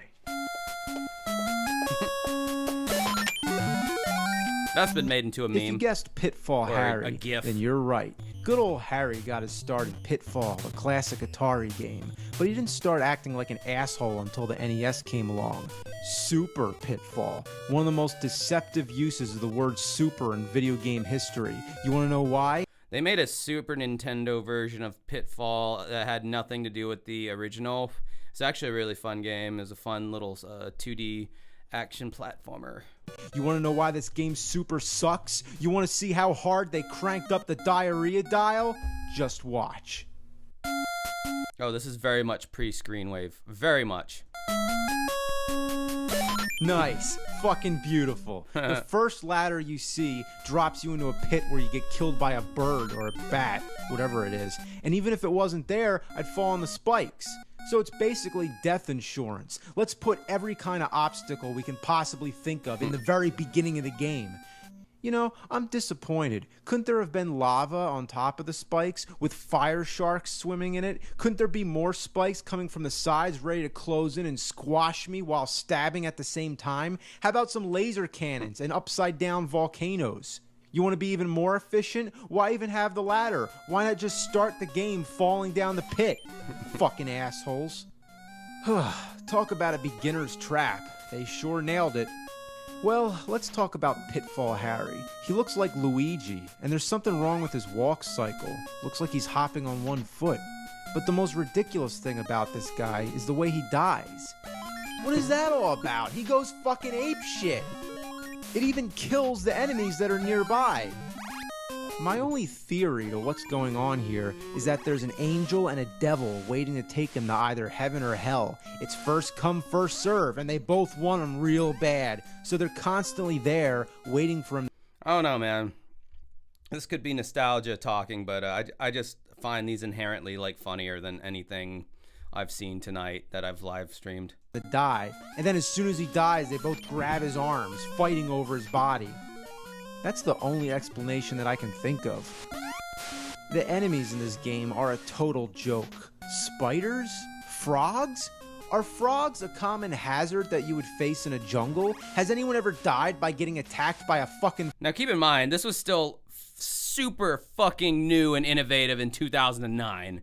Like, I know all these jokes now about a frog. Would that really kill you? Like, how, you know, what's the deal with that? What's the deal with airplane peanuts? It's such a small, you know, back when Jerry Seinfeld's observational comedy was novel, and now it's just like, what's the deal? That's kind of James has kind of turned into that over the years. But at this time, these kind of observations were quite new and fresh. Frog, and he uses a gun? Who the hell goes around shooting frogs? Harry can't shoot while ducking, and that's a big problem because most of the enemies are too short. You can hit the frogs only if you time their jumps very carefully. The spiders, the scorpions, and just about everything else, it's like tough shit. Does Harry have a problem with his arms? He can't point the gun in any direction other than right in front of his own fucking face? The number one complaint that I have with this game is that all the items are invisible. They only appear when you jump in a very specific spot. Everything from bullets to special objects that you need in order to unlock certain parts of the game, everything is invisible. So unless you... There was a lot of Nintendo games that were like that, though, back in the day, in all fairness. There was like a lot of... like Castlevania, that game 8 Eyes, shit, like the list goes on of video games where there was just invisible shit in the wall that you just had to fuck around and find out. Know where everything is, you're just gonna have to go through the whole game jumping around like a fucking idiot. The only items in plain sight are the gold, but the gold has no purpose other than getting points. Unless you're playing an Atari game, nobody really cares about getting a high score. It's more about just finishing the game. So the gold is there just to waste your fucking time. You gotta convince yourself to just walk past it. But that's hard to do because not only is it the only thing in the game that's not hidden, but it flashes. Like, ooh, look at that flashing gold, so tempting. But no, just pretend it's not there. The only other item I found is a crazy bug-eyed animal in a cage. I have no idea what that is or when you'll ever need it. I don't know, could you ever think of any way to use an animal in a cage? I can't. The graphics do a lot of flickering. There's always something popping out at the edge of the screen, like the NES can't handle its awesomeness. The weirdest thing I ever saw happen was that for a fraction of a second, there was like a red clone. Like, who's that supposed to be? The ghost of Pitfall Larry?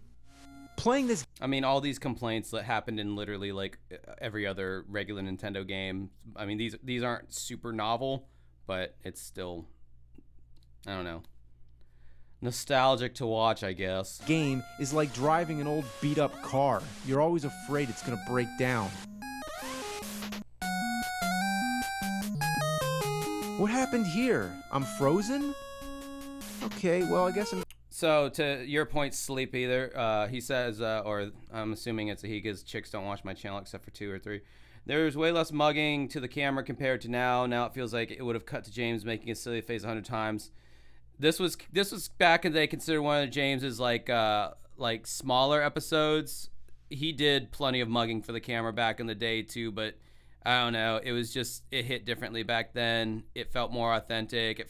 It was fresh. I mean, even if he had kept the quality up, like, the fucking jokes would have gotten stale, which they have. I mean, it's a show that should have stopped a long, long time ago and didn't. So, but yeah, this was one of his, and that's kind of a fair. He even brings this point up later on. He's like, I've done smaller episodes in the past, all the way back to whatever, the Karate Kid episode. I don't think he was on camera for that one, or maybe he was, but yeah, he illustrates the fact that, like, yes, there have been many episodes in the past that have been lower budget, but you know, you people still seem to like them, and now all of a sudden I can't do a lower or a smaller episode without people complaining about it. Oh, okay, now he dies? I guess the angel and devil were busy looking for him that time. Nothing about this game makes any sense. The whole layout was designed at pure random. Like, why are there so many ladders that lead to nowhere? Why is there an anti-gravitational lake that's bottom leads to thin air? Down is the worst direction you could possibly go in this game, because you're always going to end up falling and killing yourself. Oh, that's great. They did that on purpose. It looks like you could just barely steer yourself to the left, but that fucking platform's tucked in too far. Falling is your worst nightmare. There's one part where you have to climb up, up, up, and if you make one mistake, you're falling down, down, down. You have no idea how long it took to get that far. Now I gotta do it all over again. This game is unholy. It's fucking made in hell, I swear. Oh shit, what the fuck was that? That's fucking scary. You're just walking around and a head run amok from Easter Island comes flying towards you. Okay, how did I survive that? The weirdest thing is when the face doesn't even come after you a second time. It just sits there. Then if you walk away... So weird how his character, quote unquote, especially back in the older days, it like, he did it so well that he sounds like a guy who has like confidence and is like ornery, or maybe like borderline drunk and pissed off. And, you know, then whenever he would talk, it's just like this meek, shy little person. It's like, damn, it's like, how does someone change, like, for a YouTuber, you know, like, who's doing a character? You know, most YouTubers are not fucking actors by any stretch of the imagination. It was just crazy to see how much someone could change so much, you know, personality-wise, when they're, like, quote-unquote in character reading from a script, compared to, like, I mean, even interviews, what few exist, interviews of him back then, he's just as fucking awkward when he's off script.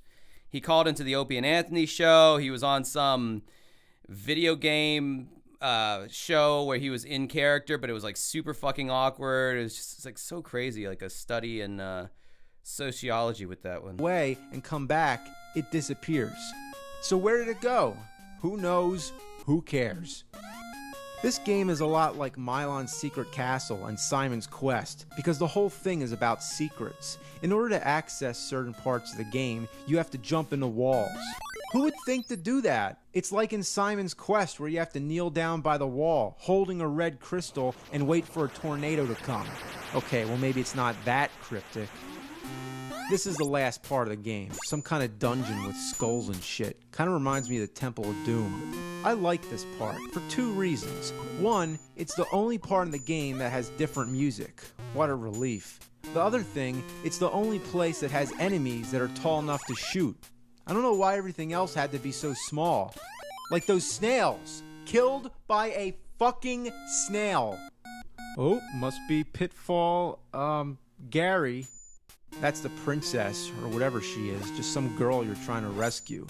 When you get to this part, your first instinct is to get over there and rescue her. Hopefully that means you beat the game, right?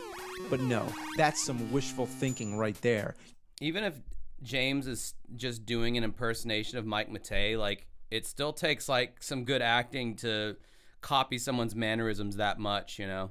You can walk right through her, you can try to hump her, but nothing happens. The game doesn't even give you a clue. You're just supposed to know that you gotta collect a bunch of secret items before you can rescue the girl. But if you went down to this dungeon place, you're basically trapped. There is a way No weed, just nicotine. to get out, but it requires a lot of climbing, where one slip can drop you all the way back down. You're better off just resetting the game. So we're jumping around in thin air, trying to find different suits like spades, hearts, and diamonds. What purpose does this have? I found the princess. Does he need to play poker with her or something?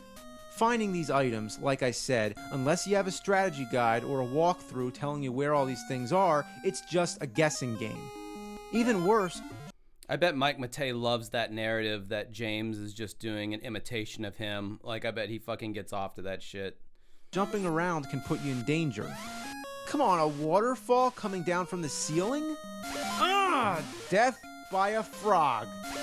Is this girl really worth all this aggravation? Look at her. She looks like a fucking rag doll. There's no limit to how secretive this game is. There's actually a part where you have to warp. I don't know if that's true or not, if he's like imitating Mike Matei, but if it is true, I don't think, or if it's not true, if it is or isn't true, I don't think Mike's going to go out of his way to dispel that rumor. I think he's just going to not address it because I think he likes letting people think that that's like the reality of the situation. By jumping into a bird. You saw that, right? I'm not making that up. There's a warp zone hidden in a bird. How would you ever figure something like that out unless it's by complete accident? If you try touching the rest of the birds in this game, they kill you. So if you've learned anything from that, it's to avoid them. How stumped and bored would you need to be to start thinking, I guess I'm gonna try jumping in the birds? How the fuck is a kid in 1987 without internet supposed to figure out how to beat this game? So you get all the items, go back into the secret wall, find the... In all fairness, though, was there that many good NES games in fucking 1987? You know, I mean, it's like, I think given the time period, this was, you know, halfway decent, coming off the heels of the fucking video game crash of like those shitty ass systems like the Atari or Intellivision, ColecoVision, all that crap. I think given those systems where the graphics literally look like pixelated vomit, I mean, this is a step above that. I mean, clearly they hadn't gotten to like Star Tropics level graphical know-how.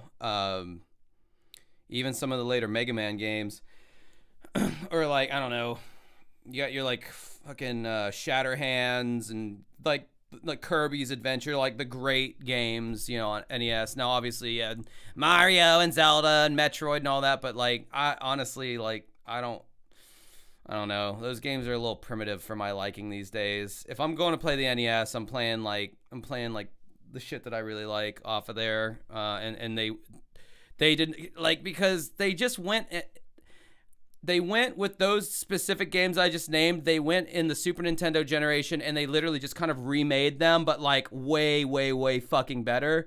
So why am I going to play an NES version, like a less, an inferior version of something that's better on the Super Nintendo? They never remade Shatterhand. I don't know why. That was like such a fucking badass game. They didn't really, well, I guess they remade Kirby later on in the Super Nintendo's lifespan, but the first Kirby game on the NES was fucking amazing. Still stands the test of time to this day. The Mega Man games were their own unique thing to the NES because Mega Man X had different mechanics and all that. So those are I go to the NES for shit that I can't get on the SNES. Princess, and then you win, right? No, the music changes, but the game still goes on. Is there any clue, any dialogue box, anything to give you a hint what to do next? Of course not! You just have to assume to go back to the beginning of the game. That means climbing out of this dungeon, finding another secret passageway, and work your way back. But you're not supposed to go back to the exact start point. That would be a little too easy to guess. So how about this? You fall off a random platform, the screen starts to glitch, and then you win. And that's it. Don't you love games that just end with a black screen with plain text? At least they spelled congratulations right. The third line's a little off-center, but other than that, I don't see any errors. I guess that's why they kept it so short. They knew they'd fuck it up. But the last sentence mystifies me. Sentence. He said that word weird. Please try another world? What other world? As far as I know, there's a second quest, but it's the same exact game. The only difference is that the items are all in James looks weird in this video for some reason. different spots. And after that, the game just keeps repeating over and over and over again. Sentence. Like a never-ending Easter egg hunt. But that'd be like if the Easter eggs were full of diarrhea and the Easter bunny was shitting all over your face. But I've had enough with bunnies and shit lately, so I'm gonna end this right here. What kind of masochist would you have to be to beat this game more than once? If you did it one time, what would you have to prove to do it again? You'd have to be some kind of fucking idiot.